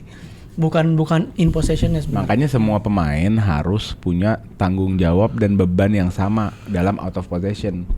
Mau salah kemarin nunjukin kan, mau tuh defend. Ya, Mau nggak dia tapi defend terus. Segame. Iya, Ya, makanya. ketika habis ngobrol, lagi Pantau. dipantau, iyalah dia nunjukin. makanya kan gue bilang Rim kemarin, ketika ada 4 mata ngobrol bareng itu pasti keluar lah, maksudnya mau inovasi, memecahkan masalah. Menurut lu Rim, Isak or Ekitike? Ekitike. Untuk kedepannya. Pertanyaan apa? Enggak gini. Ya kita tahu lah, maksudnya Alexander Isak Bisa kan dua-duanya tapi Li. apa? Bisa dua-duanya. Kiri. Enggak, maksudnya untuk kayak Gak harus dikucilkan pemilihan. dengan Ekitike atau Isak. Bisa aja dua-duanya jadi singa. Tapi Bisa nanti galak. kemungkinan kalau misalkan Gakpo balik terus Ekitike bisa ngambil tempatnya Gakpo. Selesai. Kok nggak mungkin? Nggak mungkin. Ini mau sampai kapanpun Gakpo dimainin. Nggak tahu. Atau bisa main 2 striker. Atau main 1 striker, Isak atau Ekitike ganti-gantian. All good. Ya maksudnya siapa Apa yang yang pantas dimainkan lebih awal? Karena kita tahu lah kayak Tergantung case by kelemahannya. case aja sih menurut gue. Enggak, menurut lu Isak seperti apa, Ekitike seperti apa? Kalau untuk secara permainan Sejauh ini Liverpool. sejauh ini Iya. yang lu lihat. Ya kalau misalnya Ekitike pemain yang bisa, dia anggapannya kalau kata ini Zidane dan Ten of Woods kan kata Ferguson. Ekitike bisa kayak begitu. Ekitike ngomong gitu, apa Enggak, Ferguson ngomong? Ferguson ngomong Zidane and Ten of Woods misalnya Oh, gitu kan. Ferguson Maksudnya ada satu orang yang ngangkat tim. Iya, nah Ekitike itu bisa banget. Ekitike itu pemain yang lu suruh dia sendiri tanpa support, dia tuh bisa melakukan hal itu. Lu lihat dan dia proper bowler banget. How he got the ball, first touch, masuk shoot. Gila ini orang lo. Ini Lincah orang ya? jago banget, lincah dan dia Kok bisa ya klub hungernya gue ada. kehilang nggak ngincar Ekitike, nggak ngincar Woltemade, bingung loh. Nah gue Voltemade gue juga bingung kalau Ekitike race-nya waktu itu tuh sama MU. Sama Newcastle. Chelsea juga gitu. Chelsea juga ya Ekitike yang main yang lulu nggak tahu itu loh. Tapi kadang tuh kita kalau di transfer window tuh kita kayak ini bagus. Iya. Tapi kita kayak beli kucing dalam karung sebenarnya. Dari 4 nama itu nanti yang sukses cuma 1. Kita nggak tahu klub mana yang hoki. Sejauh ini yang paling hoki dia. Iya. Dia dan Newcastle. Dan Newcastle. Newcastle. Oh, Voltemade gue bagus banget kemarin. What happens about Isak? Ya kalau Isak menurut gue problem yang pernah gue bilang juga, di mana supplier dia tuh nggak ada. Supplier dia tuh Dia benar-benar target nggak ada. man kan sebenarnya dia. Apa? Dia tuh sebenarnya target man kan. Dia tuh advance forward. Dia tuh model dia tuh kayak Haaland, di mana lo kasih bola running behind dia tuh bagus, ininya bagus. Cuman di saat nggak ada yang supply kayak begitu, Wirtz tuh mungkin mainnya sekarang udah lumayan bagus deh, Li. Wirtz mainnya lumayan bagus, walaupun belum 150 ya, bahkan 15 juta pun kita mungkin masih nego di situ. Dia ini harus Memancing nih orang ini. dia ini benar-benar harus gak bisa dapat 10 yang kayak begitu sama si winger yang kayak begitu. Harus, kenapa Jacob Murphy adalah sosok paling pas? Karena Jacob Murphy bukan sosok yang dimana di otak dia di game itu gue harus golin. Tapi di otak dia di game itu adalah gimana caranya gue mensuplai teman-teman gue, gimana caranya si Isak golin. Dan Isak terbiasa dengan masuk di sebuah tim di mana dia itu adalah bintang sendiri. Sekarang di Bukannya Liverpool ada Gordon, ada It- Bruno Guimaraes, itu masih Tonali, dia tuh tetap nomor Beda satunya. level sendiri dia. Nah iya, dia tuh level dia tuh benar-benar another level. Paling sama Gimares doang. sama Gimares ya, Iya. Tonali pun masih di bawahnya kan, iya kan. Nah di mana di Liverpool yang mau golin nggak dia doang nih. Yang mau golin Wirtz, apalagi Wirtz, wah setiap game mungkin dia pengen hat-trick kalau bisa buat nunjukin. Szoboszlai juga nunjukin kalau dia gue bisa juga. Apalagi ada Ekitike, apalagi Gakpo yang dimana selalu cut inside shoot. Kayak begitu. Jadi dia nggak nyaman kayak begitu, dia kurang pas. Dia harus ngorbanin hal itu. Dia harus sadar kalau misalnya ini gue sekarang di tim yang jauh lebih gede, pemain-pemainnya jauh lebih bagus. Tugas gue adalah sekarang gue nggak mungkin disuapin terus nih. Gue harus belajar nih. Ayo yuk makan yuk gitu. Ayo sekarang. Yaudah kita kelarin nih podcast saya. Oke, langsung aja best player menurut gua Ekitike. Ekitike lah udah. Gue Kerkes. Gue Ekitike. Dia kan Ekitike. nyebut Kerkes anjing. Gue Ekitike lah. Ekitike semua ya. Oke, Ekitike. Terus worst player menurut Gue gua Hinselwood. Gue Hinselwood main di RB apa di CDM kemarin? CDM. Aduh, itu pemain nggak jelas RB deh. Iya. Menurut gue kemarin itu yang lagi, si Gomez sih menurut gue. Bukan Joe ya. Gomeznya si Gomez ke Brighton namanya siapa? Yang left wing. Ini Ya, itu dia biasanya klinis Diego banget tuh. Gomez. Dia kemarin berapa kans. Dan gue liat Brighton ini spesialis ngambil talenta Paraguay nih. Emang Brighton secara scouting gila sih. MU sempat ada omongan mau diambil semua. Sama ini siapa nama owner itu? Brighton. Radcliffe. Dan sekali kenal kasus betting dia kan. Ya. Ownernya si Brighton. Oh iya benar, iya. Tony Bloom, Lagi mau ini nih, Tony Bloom. Makanya ada kemungkinan besar mau cuci gudang nih kayak ini. Iya makanya. Gak sabar gua. Bersih-bersih. Oke, Baleba ulang ya. 15 juta. Diulang ya, worst player gua Baleba. Gue Diego Gomez. Hinselwood. Baleba. Oke. Thumbs up. Thumbs up Liverpool. Liverpool. Oke. Liverpool bisa golin 2 lawan Brighton. Oke, langsung ke pertandingan berikutnya. Di sini gue jujur kaget. Sekelas yang katanya tim besar sih. Ini seperti bukan Arsenal. Arsenal versus Wolverhampton. Ini bukan Arsenal yang kita kenal. Permainan sangat tidak memuaskan di kandang sendiri. Dan melawan Wolves yang sedang berjuang menghindar dari zona degradasi, hanya memperoleh 2 poin dalam 16 pertandingan terakhir. Wolverhamptonnya hampir saja imbang. Arsenal tidak mencetak gol, hitungannya karena Hampirnya R-nya 4 tuh. hampir. Arsenal berhasil mencetak 2 gol dari Owen goal. Owen deh nggak main nih. What happens about Ya. Arsenal? Ini udah kalau di preview kemarin gue udah mengekspektasikan ini ya. Bahwa ini akan jadi pertandingan yang sulit. Maksud sulit itu dalam artian karena memang Arsenal kok di game-game begini tuh kayak Brentford minggu kemarin deh. Brentford juga minggu kemarin gitu walaupun menang 2-0 tapi menangnya juga susah. Nah game-game begini tuh game-game yang bener-bener kalau bahasa Karim tuh apa klinik ya? Bahasa lu apa klinik ya? Kemarin deh. Apa yang gimana? Ya, kayak MU ke Wolves ya. Oh iya. Nah gue lihat game-game klinik, game-game yang kalau lihat dari 3 musim ke belakang nih. Di title race pertama tuh zaman awal kita begini 3-3 sama Southampton peringkat 20. Skornya 3 sama. Musim lalu sama Ipswich walaupun menang 1-0. Nah sekarang lawan Wolves juga begini.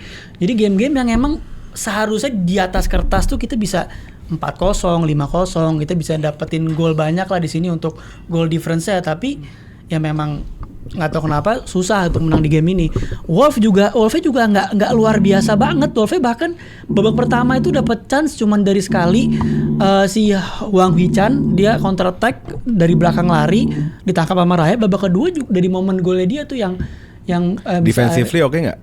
defensively sebenarnya nggak oke banget lah. Cuma kitanya bapuk. Arsenalnya menurut gua kenapa gua bilang Arsenalnya bapuk? Kita tidak create chance, itu tidak ada quick kombinasi yang pas. Kita terlalu fokus lagi ke wing play. Eze main di tengah buat apaan tuh maksud gue? Kenapa lu main Eze di tengah tapi fokusnya ke wing play? Dan lagi-lagi gue tahu Trossard belum terlalu fit, tapi menurut gue ini game-game Trossard banget, bukan game Martinelli, karena kita ngebongkar low block. Kita ngebongkar low block. Butuh Martinelli. Ini kebalik sama game Aston Villa. Game Aston Villa kita butuh Martinelli buat high press karena Aston Villanya build up from the back. Di game-game begini kita justru butuhnya Trossard, atau mungkin justru di game gini malah Eze mungkin cocok left wing. Bukannya Martinelli main babak kedua ya, Mas? Babak pertama. Oh, diganti ke Trossard babak kedua ya? Justru game-game yang low blow gini tuh Martinelli nggak cocok, masuknya as a sub harusnya, entah lu Trossard atau si Eze main di left wing. Nah ini Eze main di tengah, tapi bola banyak ke wing play, nggak ada kombinasi di tengah. Gue ngerasa permainan terlalu pasif, dan yang sebenarnya paling mau gue bahas tuh adalah habit Arsenal sih. Habit Arsenal, karena kalau gameplay tau lah Arsenal mainnya jelek, golnya juga hoki dari on goal. Tapi sebuah habit di 5 match terakhir, terutama dari match Sunderland ya, yang ini tuh gue kira awalnya instruksi, tapi setelah gue baca-baca ini bukan instruksi, ini lebih kayak gue nggak tahu kenapa ini mental pemain aja. Habis setiap golin unggul 1-0 di Sunderland, itu unggul 2-1 main defense. Minggu depan lawan Chelsea unggul udah 1 sama, Chelsea 10 pemain, kita pegangin permainan. Lawan Aston Villa udah unggul 1 sama, yang tadi nyerang main defense lagi. Lawan Brentford pun kemarin begitu. Lawan kemarin Wolves begitu. Ada periode 10-9 menit di mana kita habis golin 1-0 dari golnya Saka dari corner. Harusnya kita nyerang lagi dong. Harusnya kita habisin tuh Wolves. Tapi kita pasif.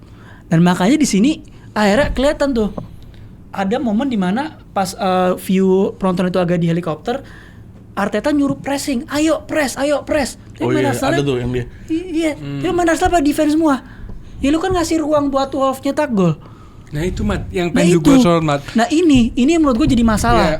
Aneh. Ini jadi masalah. Something. Atau delegasi Problematika. instruksinya yang bermasalah.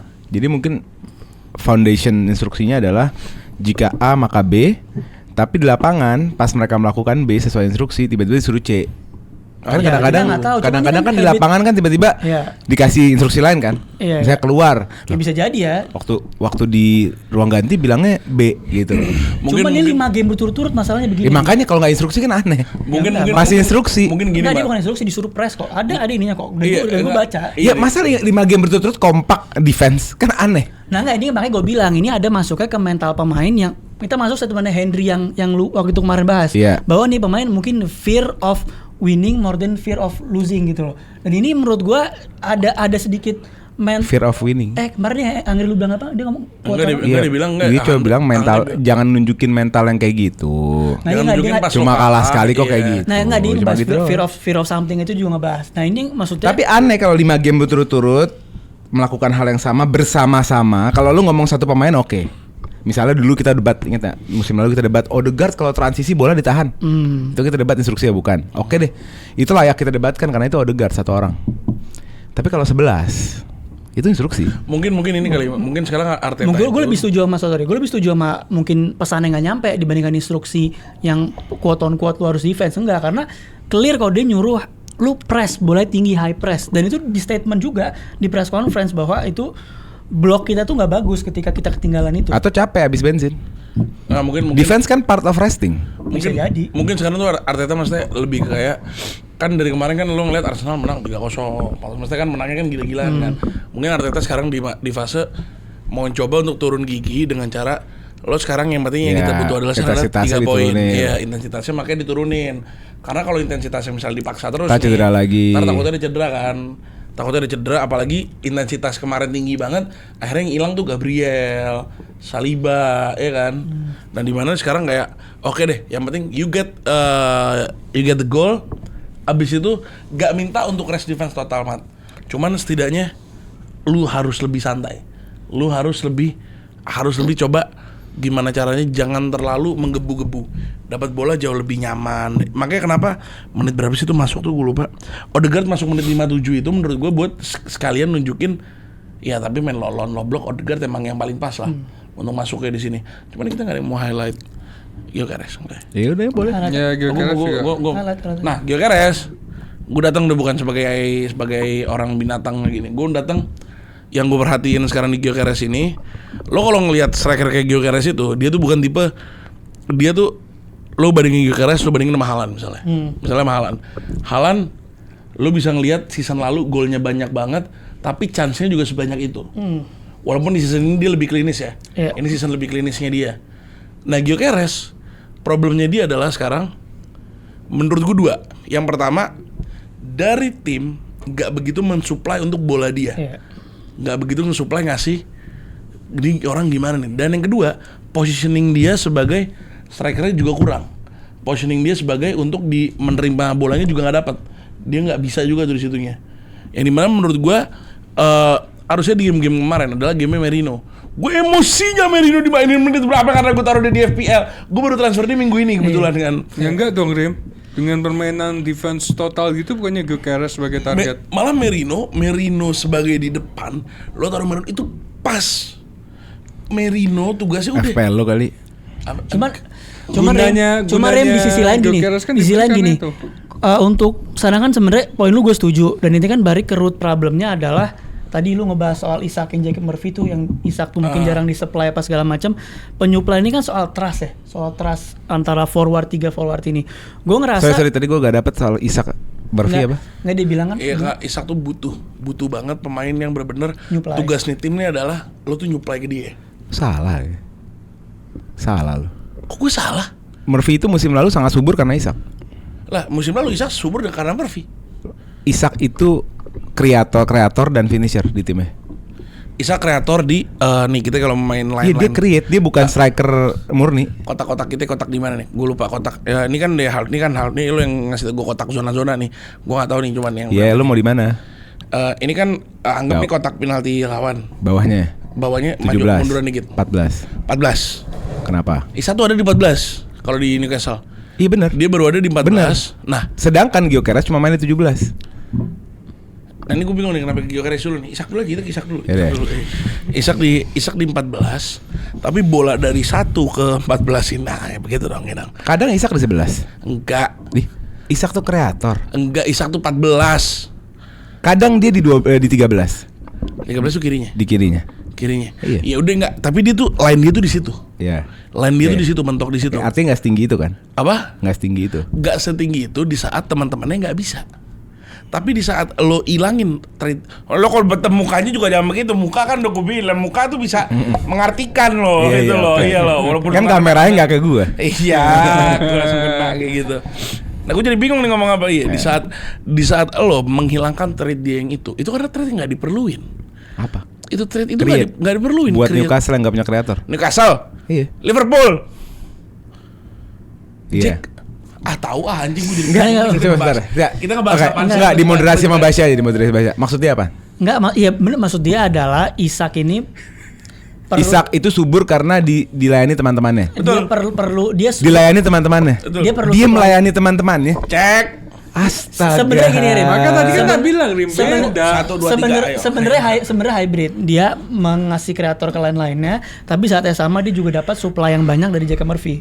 Sebenarnya hybrid, dua-duanya. Iya, tapi Dua-duanya. betul. Kenapa bisa jadi hybrid? Dia sebagai kreator utama yang akhirnya ngacak-ngacak musuh, yang akhirnya bolanya balik ke dia. Iya, iya. Itu Tapi di kesempatan 14. itu bisa terjadi karena dia, ngerti nggak? Enggak, orang dia mulai di 14. Back to Gio. Nah, sekarang ke Gyökeres kaitannya apa?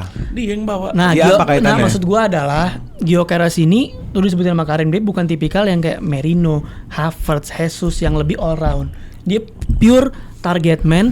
Specialty dia adalah running in behind defender dan ball carrier. Running itu kata kuncinya. Aduh, Karena sabar dia dulu. ngelawan low block, dia nggak bisa running. Nah, kan itu kata kuncinya. dan ketika ngelawan tim yang low block, tentu kan ini problematika yang baru yang dia belum pernah hadapin, terutama di Sporting gitu-gitu kan. Ya dia tentunya perlu beberapa aspek. Dia pertama perlu situasi momen transisi. Jadi ketika mungkin dia Arsenal membiarkan Wolf megang bola, besok quick kasih cepat, dia Itu, dapat. Lo ngerubah ini dong. Loh enggak, kan pasti ada momen di mana Arsenal diserang. Iya, apaan nih? Apaan nih? Kenapa? Penggantinya juga kayak sekarang di Luis Suarez. Ya udah liganya kan. di Buset, Sporting. golnya berapa itu?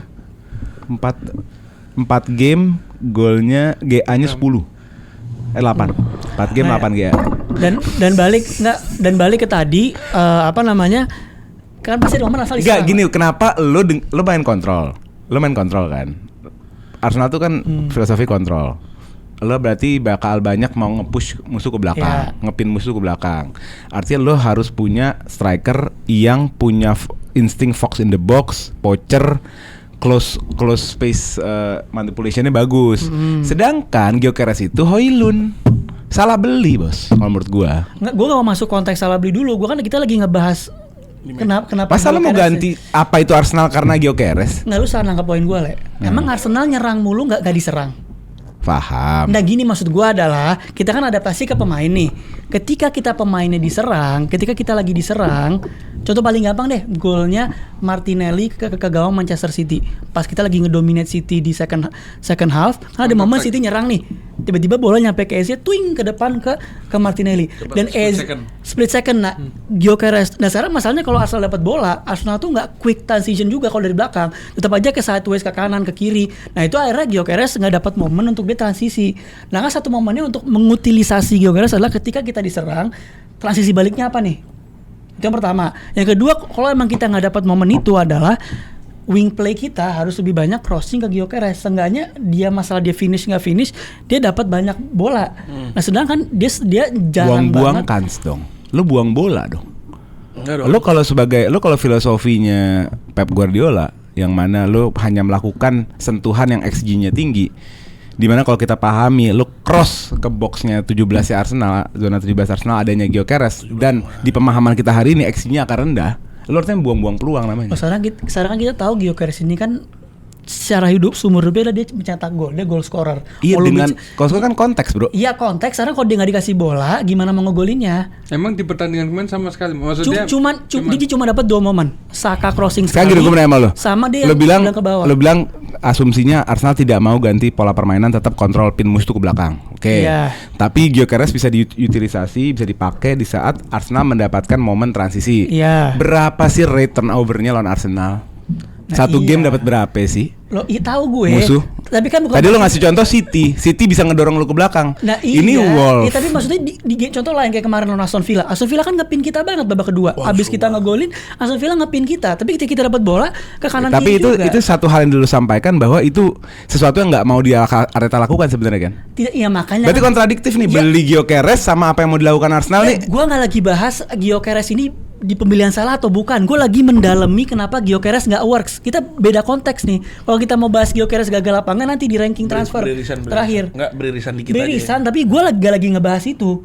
Karena menurut gue too soon juga untuk lu 6 bulan langsung bilang gagal. Itu Bukan juga, gagal, gue bilang lu beli profil yang salah. Oke, iya. Cuma kan sekarang ketika lo beli pemain profil seperti ini, kan kayak contoh Pep Kan deh. biasa aja kayak Chelsea beli Joao Pedro salah. Kan Ini biasa kenapa aja begini? kayak gitu. Kenapa jadi begini? Enggak, bener. Ini kan biasa aja kayak gitu. Narasi gue gak lagi begitu. Gue lagi ngebahas. Itu narasi gue bukan narasi lu. Nah makanya gue lagi bahas itu kenapa jadi narasinya beda. Ya, karena beririsan. Ini nyambung, Mat. Ini nyambung. Karena beririsan. Gue lagi ngebahas konteks di match kemarin Gyökeres bisa diapain. Kenapa dia jadi ngebahas pembelian gagal, nggak masuk. Menurut gua Gyökeres di game-game kayak kemarin, menurut gua ya, itu kartu mati. Kenapa? Karena lu di-push ke belakang, ruangnya sempit dan dia nggak bisa poaching. Nah kalau gitu udah dong kartu mati, dia udah nggak bisa ngapa-ngapain. Ya Kan udah, makanya gue lagi ngebahas gimana Semua cara. klub besar di dunia Pak flop signing, Bro. Biasa aja. Bukan itu poin gue lagi ngebahas gimana cara ngutilisasi Gyökeres. Gue lagi ngebahas ngebahas Menurut itunya. lu gimana idealnya? Nah, Anggapannya ya gini. makanya tadi gue lagi cerita kan sebelum lu potong-potong berdua kan. Anggapannya gini. Berdua bukan lu malu sorry. Anggapannya gini. Ini nyambung dari Karim, berarti Karim udah motong. Ini Iya, dari kayak motong awal, Karim, dari yang awal. motong Karim. Nggak, anggapannya gini, Gua ini nggak pembukaan. bahas. Ini Dari Karim. Nggak, Bukan dari sebentar. Ini Nggak, terus gampangnya, gimana? nggak gampangnya gini. Ini pembukaan dari Oleh kan adalah Gyökeres nggak works di match itu. Nah, lu punya solusinya nih. Nah iya, gue lagi ngebahas itu dari tadi. Ini nyambung nih, ini nyambung. Ini dia ngasih tesis. Dia ngasih tesis. Gue nih komen anjing. Udah biarin ayo. Kagak, lu ngasih tesis. Iya. Gue sekarang ngebahas nih. Gue lagi ngebahas satu hal, momen transisi. Nah yang kedua tadi gue belum selesai ngomong nih, udah di-cut nih. Ya lu tadi ngideasasikan gimana caranya banyak crossing yang terjadi ke box. Sekarang karena bagaimanapun juga nih, lu kalau ngeliat Merino, lu kalau ngeliat Havertz, permainan Arsenal adalah crossing ke box. Nah cuma masalahnya ketika Gyökeres di dalam lapangan, justru tendensiusnya adalah winger ini lebih banyak bermain dengan egonya masing-masing. Justru malah lebih jarang crossing ke box ke Gyökeresnya. Sedangkan dia dibelikan untuk nyetak gol, dia untuk dapat bola sebanyak mungkin supaya dia bisa ngasih nyetak gol. Dan itu perlu dibalance. Baik itu Saka atau saat Martinelli harus banyak crossing to the box-nya juga. Karena bagaimanapun itu game Arsenal selalu begitu. Havertz di box, Merino di box, di crossing ujung-ujungnya. Cuma kenapa ketika Gyökeres ada, seperti nggak ada trust antar pemain untuk banyak crossing ke dia. Kenapa bisa ada lack of trust? Nah itu kan yang gue bahas. Makanya ini Kira-kira kenapa? Ya ini yang perlu gue bahas karena ya berarti harus lebih banyak diinstruksikan bahwa mereka ini harus sama-sama lebih banyak chemistry di lapangan. Karena bagaimanapun juga Gyökeres harus banyak disuplai. Kemarin ada kan yang disamber nggak dapat? Cuma sekali. Iya. Masa lu striker cuma disuplai sekali? Tadi itu masuk yang poin gue di mana nggak bisa. Tahu gue bukan bandingin ya, tapi golnya Haaland yang pertama itu sekali Loh, doang. nah itu tadi yang gue bilang tadi Haaland jauh di bawah bukan, Haaland. gue nggak ngomongin Gua nggak kualitas. bilang- Memang Haaland tuh profil begitu. Iya, gue tahu. Cuman Gyökeres Haaland bukan profil begitu. Haaland udah lebih nyaman di Premier League berapa season, di mana ini season pertama Gyökeres masih harus dikasih berapa kali chance dulu, nggak mungkin seorang Gyökeres dikasih season pertamanya lo kasih 2 chance, dua-duanya gol itu. Tadi pertanyaan gue kan belum dijawab juga. Apa? Nah, ini Kenapa juga. lack of trust? Nah itu makanya lack of trust ini kan berarti perlu di apa namanya jatuh kan? Mungkin aspek out of possession-nya. Iya mungkin. Gyökeres bisa juga nggak jadi. bagus, Makanya ya kan? kalau lu Itu tadi. nonton Signing dia, komunikasi dia nggak bagus iya, kan banyak. Makanya di review kemarin kan gue bilang review Champions League yang di sana ini tuh dua arah. Satu sisi Gyökeresnya juga harus berubah, itu juga dibahas. Tapi di sisi lain Arsenal juga harus lebih menyuplai dia. Karena gimana lo mau dapat chance kalau dia nggak disuplai. Tapi di sisi lain dia juga harus berubah. Jadi ini kolektif effort, kolektif tim. Cuma bukan berarti ini jadi nggak bisa jalan. Menurut gue ketika ada beberapa skema yang diubah, seenggaknya mungkin nggak sebagus dia bakal di Sporting, tapi dia bisa perform lah. Berarti tapi pertanyaan dasar yang ini, sorry ya, sebelum lo marah sama gue mau nanya, lo tinggal jawab aja. Pertanyaan mendasar yang dimana menurut gue pribadi, lo nggak usah ikut gue nggak apa-apa. Arsenal salah beli profile striker itu memang nggak perlu dibahas kalau yang itu. menurut gua gini, dari awal Arsenal beli striker clear untuk pencetak gol. Kalau kita lihat option di market, ya kan ada beberapa option, ada Sesko, ada Ekitike, ada Isak, ada Højlund, ada Woltemade. Ya kita tahu lah berapa kayak Ekitike sama Woltemade kan dia bukan tipikal yang nyetak gol banyak di liganya. Gitu loh.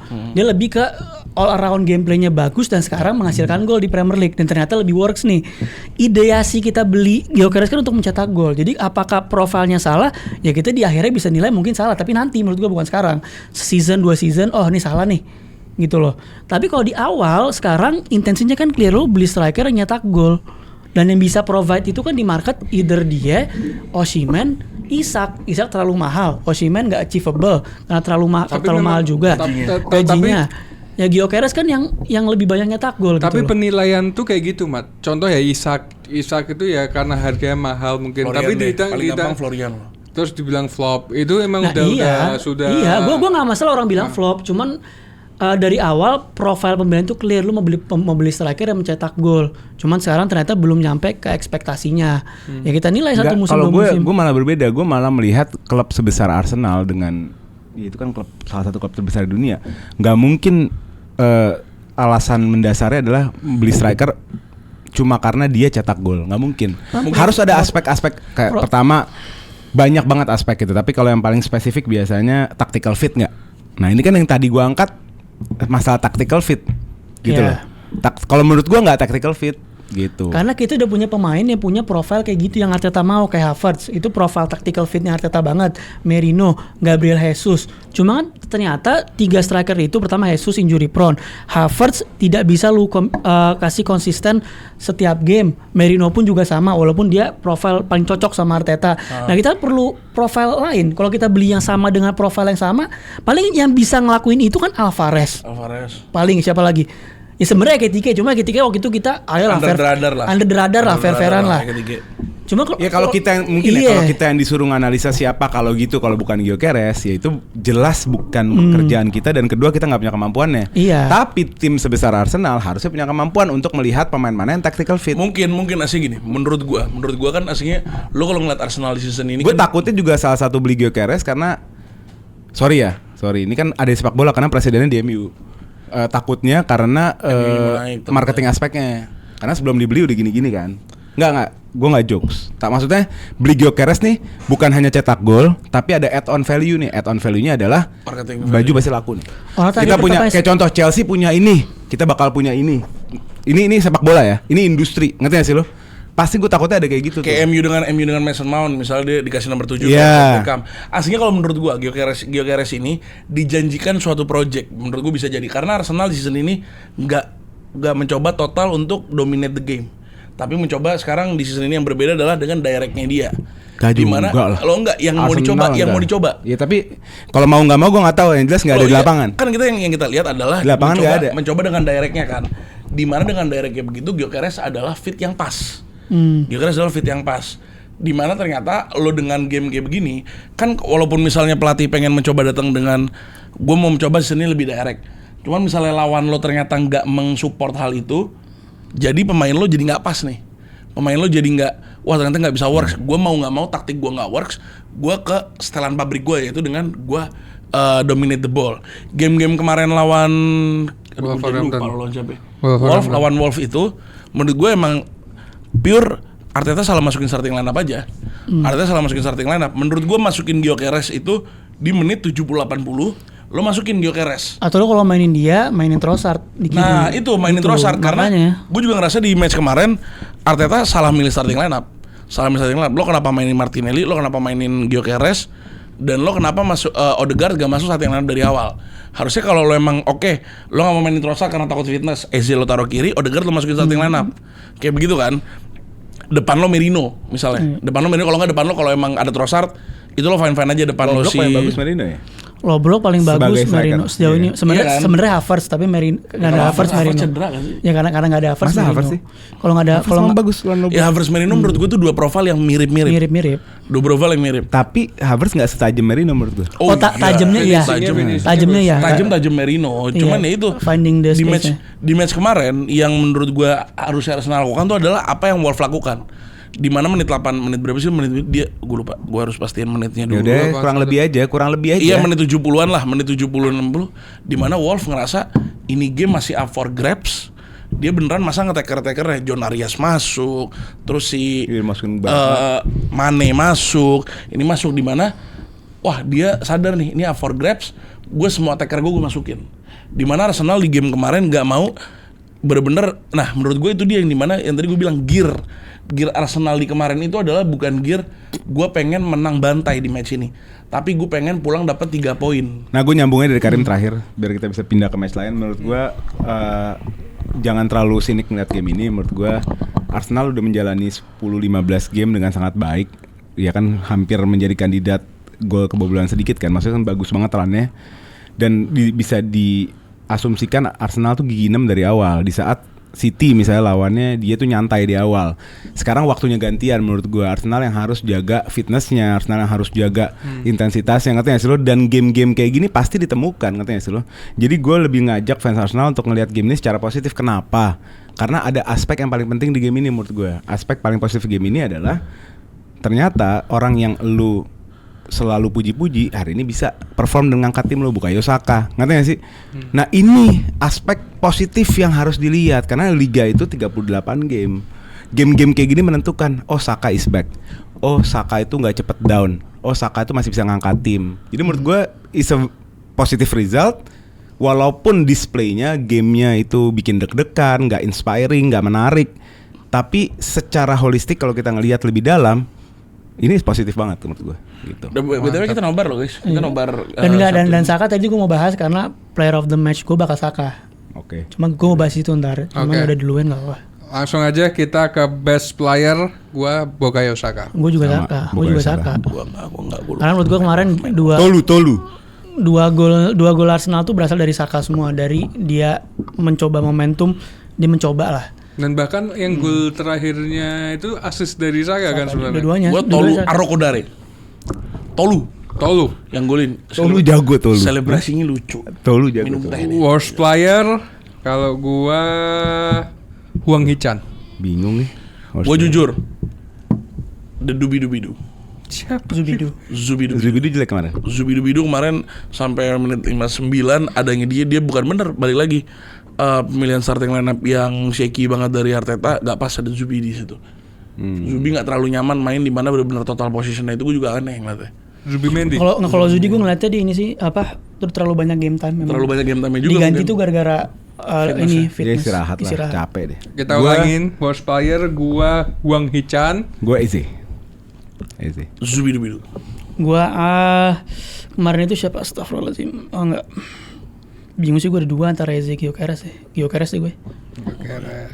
Thumbs up. Gua Arsenal. Jujur kalau ini Wolves sih.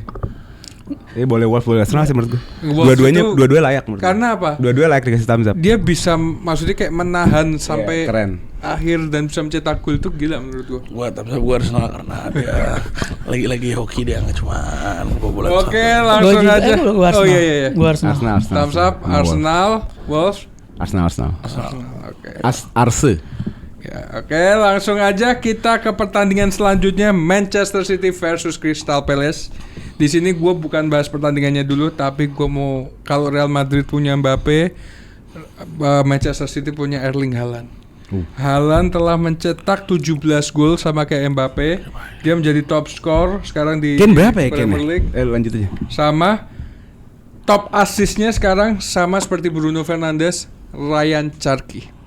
6 assist ya. 8 assist. 6 assist. Nah, kalau menurut kalian gimana nih pertandingan semalam? City berhasil unggul 3-0 di kandangnya Crystal Palace dan seperti kita tahu Crystal Palace ini dipegang sama Glasner bukan main-main, bahkan dia sempat di 5 besar ya. Sekarang down banget. Ada apa dengan Crystal Palace sebelumnya? Kita bahas ke Manchester City. Ada apa dengan Crystal Palace? Ketika kita ngeliat nih saat ini down banget. Kalau dari kemarin menurut gue startnya oke 45 menit pertama. Pas Kamada cedera. Pokoknya menurut gue dia benar-benar nge-netralisasi serangan-serangannya City. Bahkan gol City di menit 40 itu kan sekali crossing ke Haaland gol. Tapi di sisi lain Crystal Palace banyak banget chance. Jeremy Pino ada 3-4 chance, Sarr ada 1, Mateta kalau nggak salah ada 1. Yang itu Crystal Palace nggak klinis. Cuma ketika lu Haaland golin di menit akhir babak pertama, ya otomatis approach-nya Palace babak kedua akan berubah, akan bermain lebih terbuka. Nah disinilah City menghukum Palace dengan permainan yang direct-nya juga dan bisa nyari space kosong di lininya Crystal Palace dan Foden bisa utilisasi lewat one shot-nya dari Cherki sama itu. penalti ya. Sama penalti. Dan fun fact-nya itu sekarang Manchester City bukan lagi bermain dominan, tapi udah seperti realistis lah. Kayak pertandingan-pertandingan apapun yang dia lalui pasti menang gitu. Kembali ke rutinitas. Apakah ini menjadi momentum bagi Manchester City dengan pemain-pemain baru seperti Tijani Reinders, Cherki dan beberapa lainnya, O'Reilly, itu akan membuat era barunya Pep Guardiola seperti 2.0 gitu. Karena kemarin aja ngelihat kombinasi Foden Cherki udah banyak yang ngomong duo terbaik di Premier League sekarang. Foden Cherki. Haaland Cherki sih menurut. Foden Cherki katanya kalau Haaland kan Bruyne sendiri Silva. kan. Saya Haaland dia sendiri kan. Tapi sebagai duet Foden Cherki itu dianggap sekarang sebagai yang paling menarik lah. Pilihan utama sekarang Foden ya. Sekarang Pep udah nggak pernah ganti ini kan, udah nggak pernah ganti line up. Reinders malah nggak dimainin ya. Reinders kemarin main, harusnya Doku kan, tapi Reinders main kemarin. Dan kemarin ya lagi-lagi Glasner bener kata Basya di let down sama kualitas pemain. Gue dibilang ya, Rim, Sarr, Mateta itu sama sekali nggak klinis, ngerti nggak sih lo? Mateta Tapi gue juga mau pointing satu sih. Lagi-lagi nih, kita lihat turnover yang didapatkan sama Palace karena siapa?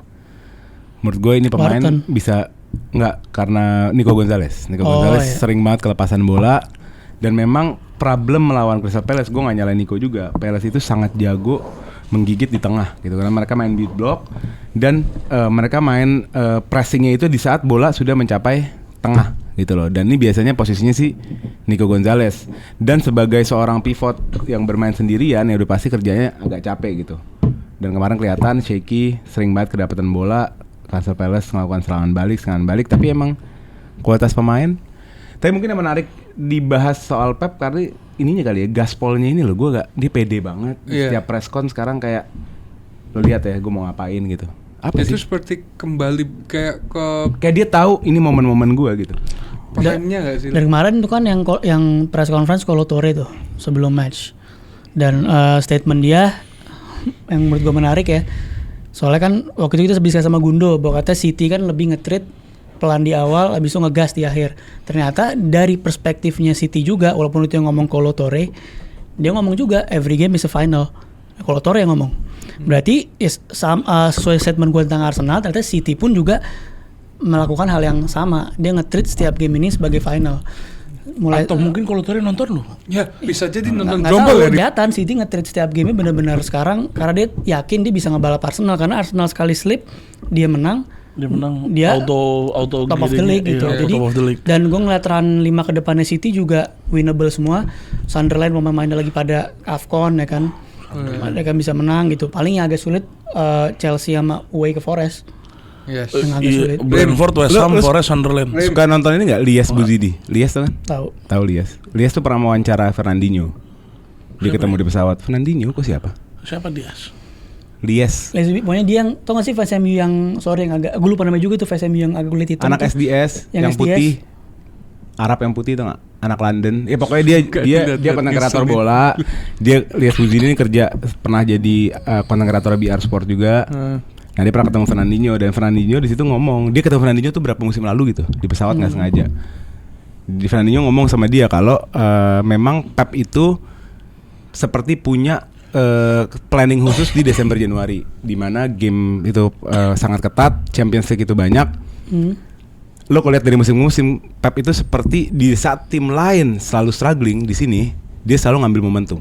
Nah itu yang mungkin menjadi satu pelajaran yang harus dipetik tuh apa sih yang dilakuin kalau kita ngomong naif misalnya Pep ngasih dulu gitu kan kalau bahasa atau fans gitu kan Pep ngasih dulu di awal baru gas sekarang aneh kalau bahasanya ngasih dulu aneh gitu kan tapi kok kelihatannya seperti itu gitu. Nah ini apa sih yang dia lakuin, gimana caranya dia dimasuk ke Desember Haaland drop, Foden on, Cherki on, Doku on gitu loh, bisa O'Reilly on, bisa semua itu on gitu loh. Itu something yang remarkable menurut gue. Dan Masterclass ya.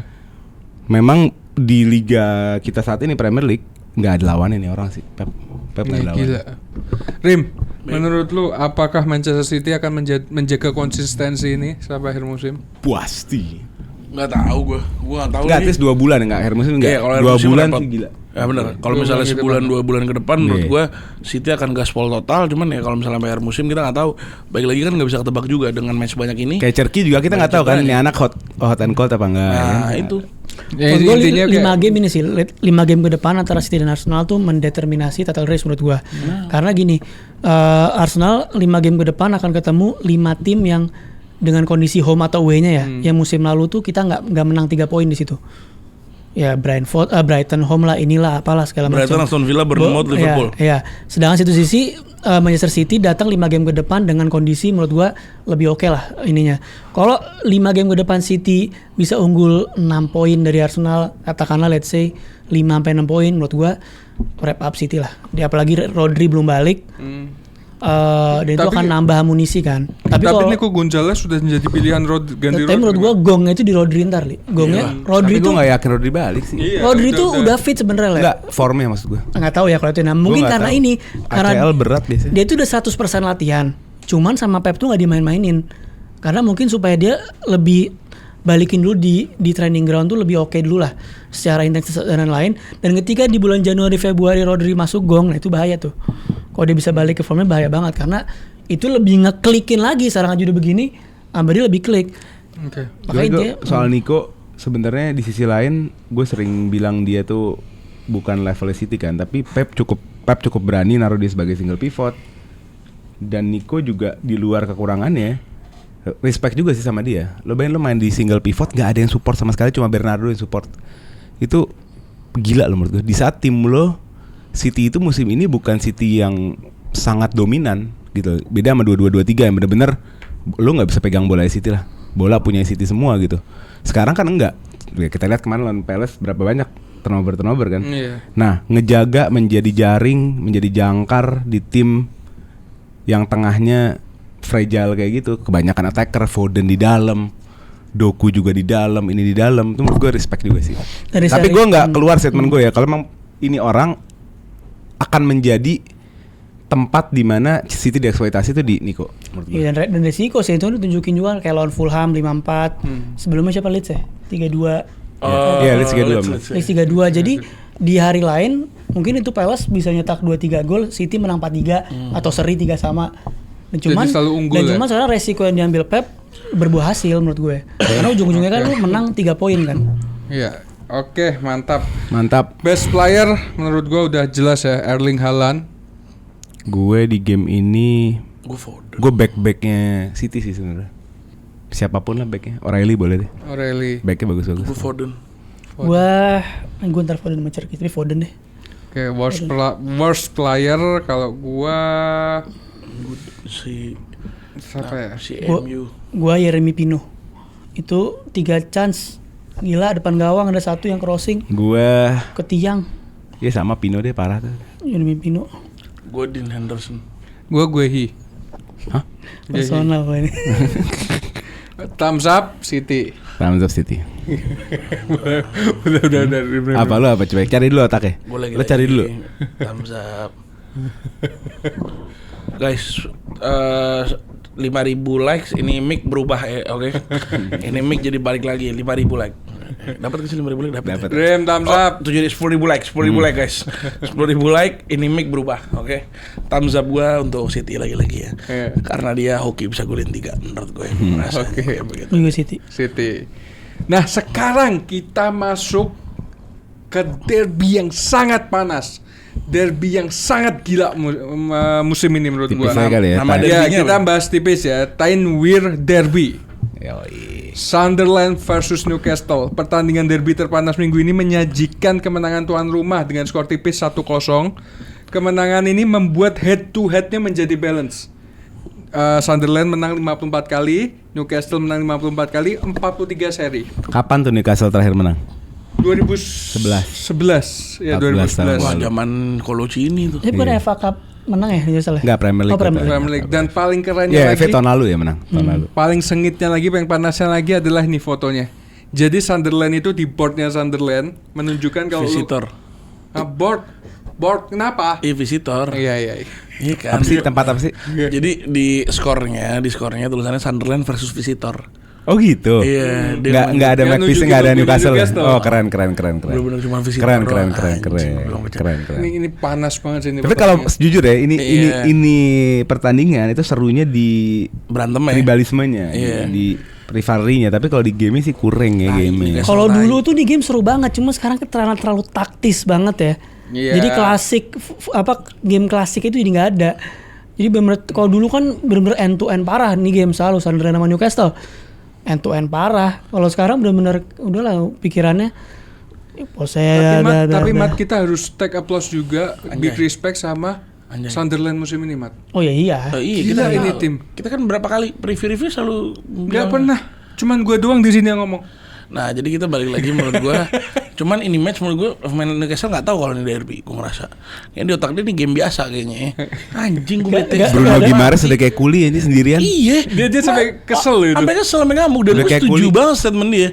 Gak ada agresinya, gak ada. Ya Allah, lo ini game yang nonton gue yakin lebih ramai dibanding yang nonton Chelsea Everton, Iyalah. City Sunderland, nggak Arsenal Wolves. Dikit juga sama. Dikit juga game iya. tengah malam soalnya. Ini game kita bener-bener kepo nih. Gue udah semangat.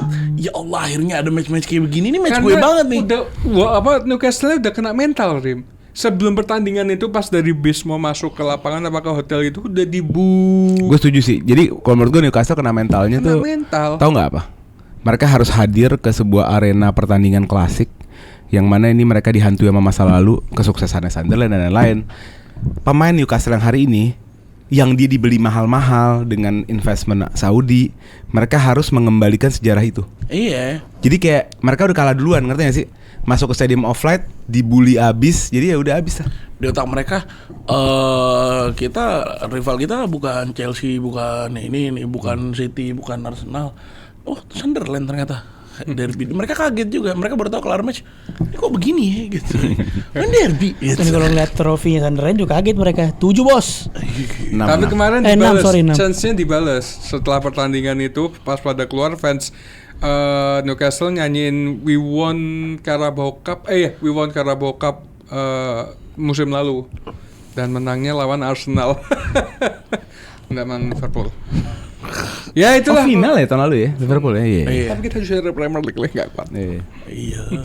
Nah, mungkin gitu aja pertandingan Siap. hari ini yang kita bahas. Udah selesai bahas. Udah. Iya. Oke, langsung aja guys ya. Oke, terakhir aja cepet aja Rim. Manchester United versus Bournemouth. Ya. Player Gimana, to watch. Belum mulai nanti malam. Gimana Rim? Liverpool lawan BUMO last game ya sebelum Nah, AFCON ya. gue nggak tahu beneran last game. Pasti loh semuanya tuh Dango aja main. Dango main soalnya. Enggak, belum tentu. Ya kan Dango main di hari apa? Ini kan Enggak, hari apa? gini Rim, logikanya adalah pasti setiap klub minta keadilan. Minta keadilan dilawan Wolf. Bukan. MU. Sekarang udah membuktikan dia ya main. Semua yang Afrika main. Nih, MU. Dia paham. Itu paham. Paham ternyata bisa aja sampai Bournemouth gitu loh. Mereka minta di Wolf. Kenapa? Karena dia Kamerun kan? Kamerun. Kamerun siapa lagi? Ada kok. Sini. Baleba. Siapa? Baleba main. Konteksnya sisa Harinya beda ya. Harinya, iya. Sorry. Konteks di hari. Ya lo main Selasa soalnya. Iya, jadi di mana di situ makanya kenapa MU nggak fokus di Bournemouth tapi fokusnya di Wolf. Mereka minta pemain-pemain gue tuh di Wolf begitu. Iya. kenapa? Background away. Nah, gue karena harinya terlalu mepet. Jadi gini, untuk kalau cover. misalnya kemarin pemain-pemain Afrika bisa main karena masih Sabtu dan Minggu. Sedangkan MU main Senin malam. Senin waktunya mereka jalan kali. Iya, jam 8 Tapi malam seharusnya ya. masih bisa bermain sih Rim. Soalnya kan mainnya kalau nggak salah Sabtu apa Minggu kan? Enggak kan mereka butuh Persiapannya, conditioning dulu Persiapan sehari, packing sebentar. Dan Bukan Bukan. packing jing. Memang lu kira kita ke Bali goblok. Persiapan tim anjing. Dan itu masih nggak tahu skuadnya mana Rim anjing. Apa? Skuadnya Kamerun masih nggak tahu Iya, mana. dan skuad Kamerun masih berantem. Nah, nih. Wah, seru ini, Gua simpen nih. Ini gua Eto'o kan, skuad pilihan Eto'o sama siapa? skuad pilihannya. Jadi, nih gue udah siapin, gue sampai tulis konten. Bentar. Oh, bukan di sini berarti di like sebentar ya. Di like Twitter gue. Rim, apakah United bisa mengatasi tekanan di kandang dan tampil Nah, impresif? jadi Kamerun itu ada 2 squad list yang beda untuk AFCON. Head coach dia Yang ngatur siapa? Si Mark Brice. Nah, jadi head coach dia si Mark Brice nggak mau cabut padahal dipecat sama Eto'o. Dia bilang, gue di hire-nya sama Ministry of Sport-nya. Jadi Ya enggak, yang manggil yang netapin squad list kan bukan pelatih, bukan itu. Yang menetapin squad list itu federasi. Nah, jadi gini. Yang mewakili federasi si pelatih apa itu? Nah, jadi dari Ministry of Sport sama Ministry of Sport-nya Kementerian Olahraga. Kementerian Olahraganya nih Pak Erick Thohir, dia tuh bilang kalau yang nge-hire dia tuh Pak Erick Thohir. Rim, Erick Thohir bukan Kementerian Olahraga, Rim. BUMN. Iya bener. Wih, dia bisa apa Le? Hah? Kemenpora sekarang? Oh iya 2 ya? Lupa. Iya. Biasa orang lupa, normal. Iya. Nah, si Eto'o ini padahal udah ada pelatih baru namanya David Pago. Iya, dia udah punya squad list. Nah, si Mark Brice punya squad list juga. Jadi kita nggak tahu nih ntar pas first match menurut gua. Bukan itu maksud gua. Squad list yang resmi diakui federasi yang bisa manggil Mbeumo nih. Mbeumo dapat suratnya dari federasi kan? Yang diakui federasi itu squad list yang mana? Harusnya logikanya Eto'o karena Ya udah. Iya, karena Eto'o kan maksudnya dia Berarti merepresentasikan si pelatih federasi. kan mentok cuma squad list desain doang kan? Lah, tapi yang hire pelatih si Kemenpora.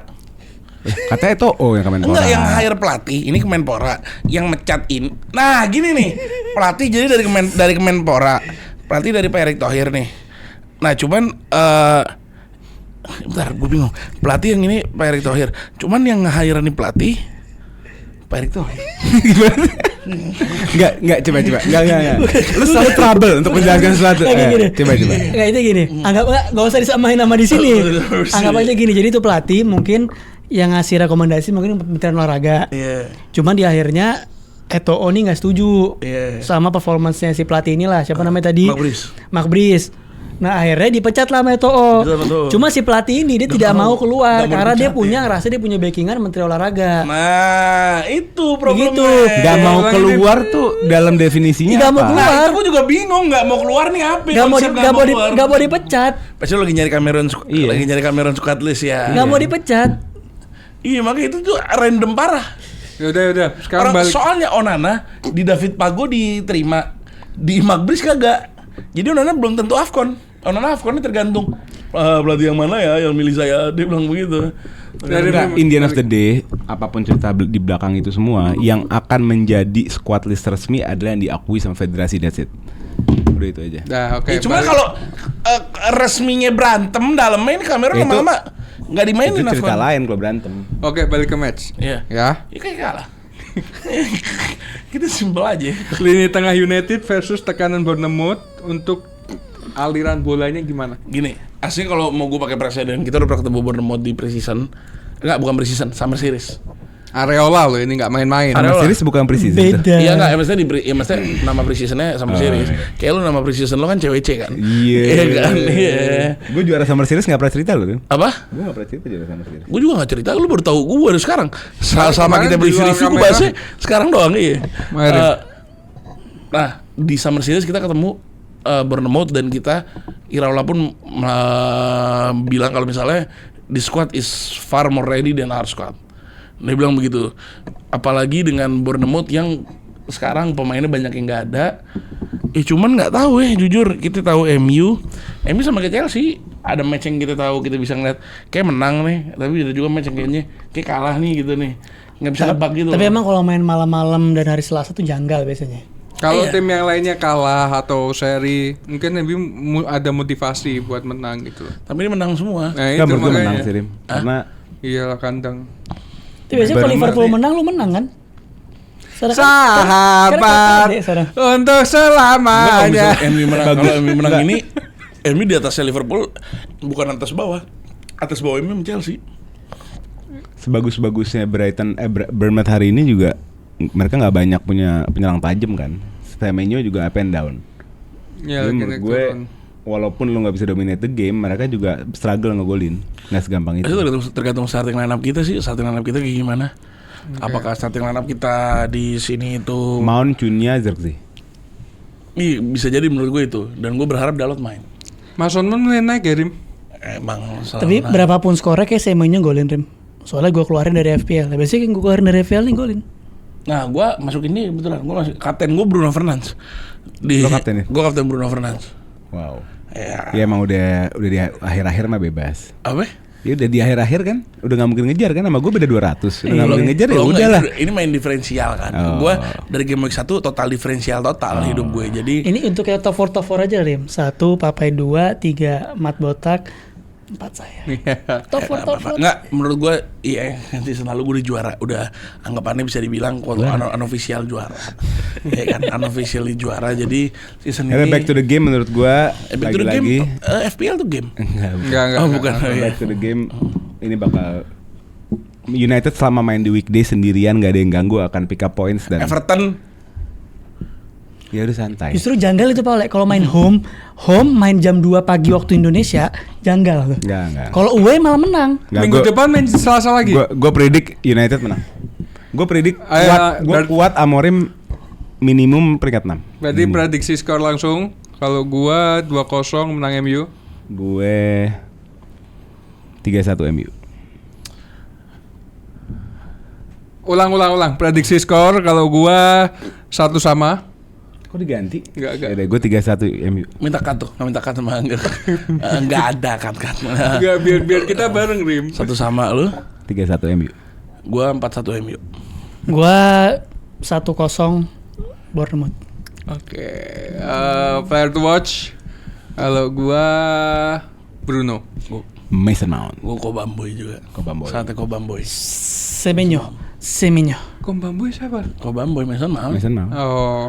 Semenyo. Kobamboy Manchester United tuh. Oke, jadi sudah kita bahas semua pertandingan. Wah, ini sudah hampir 2 jam. Mantap. 1 jam 55 menit. Dan Mantap. sekarang setengah 6 guys.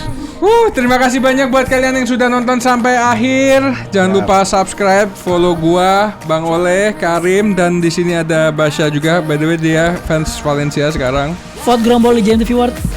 Ya sebelumnya itu buat orang-orang Agil kamera ke sini. Kirim salam buat seseorang di Jogja, bilang aku kangen. Thank you guys, bye. Come on Reds, you'll never walk alone.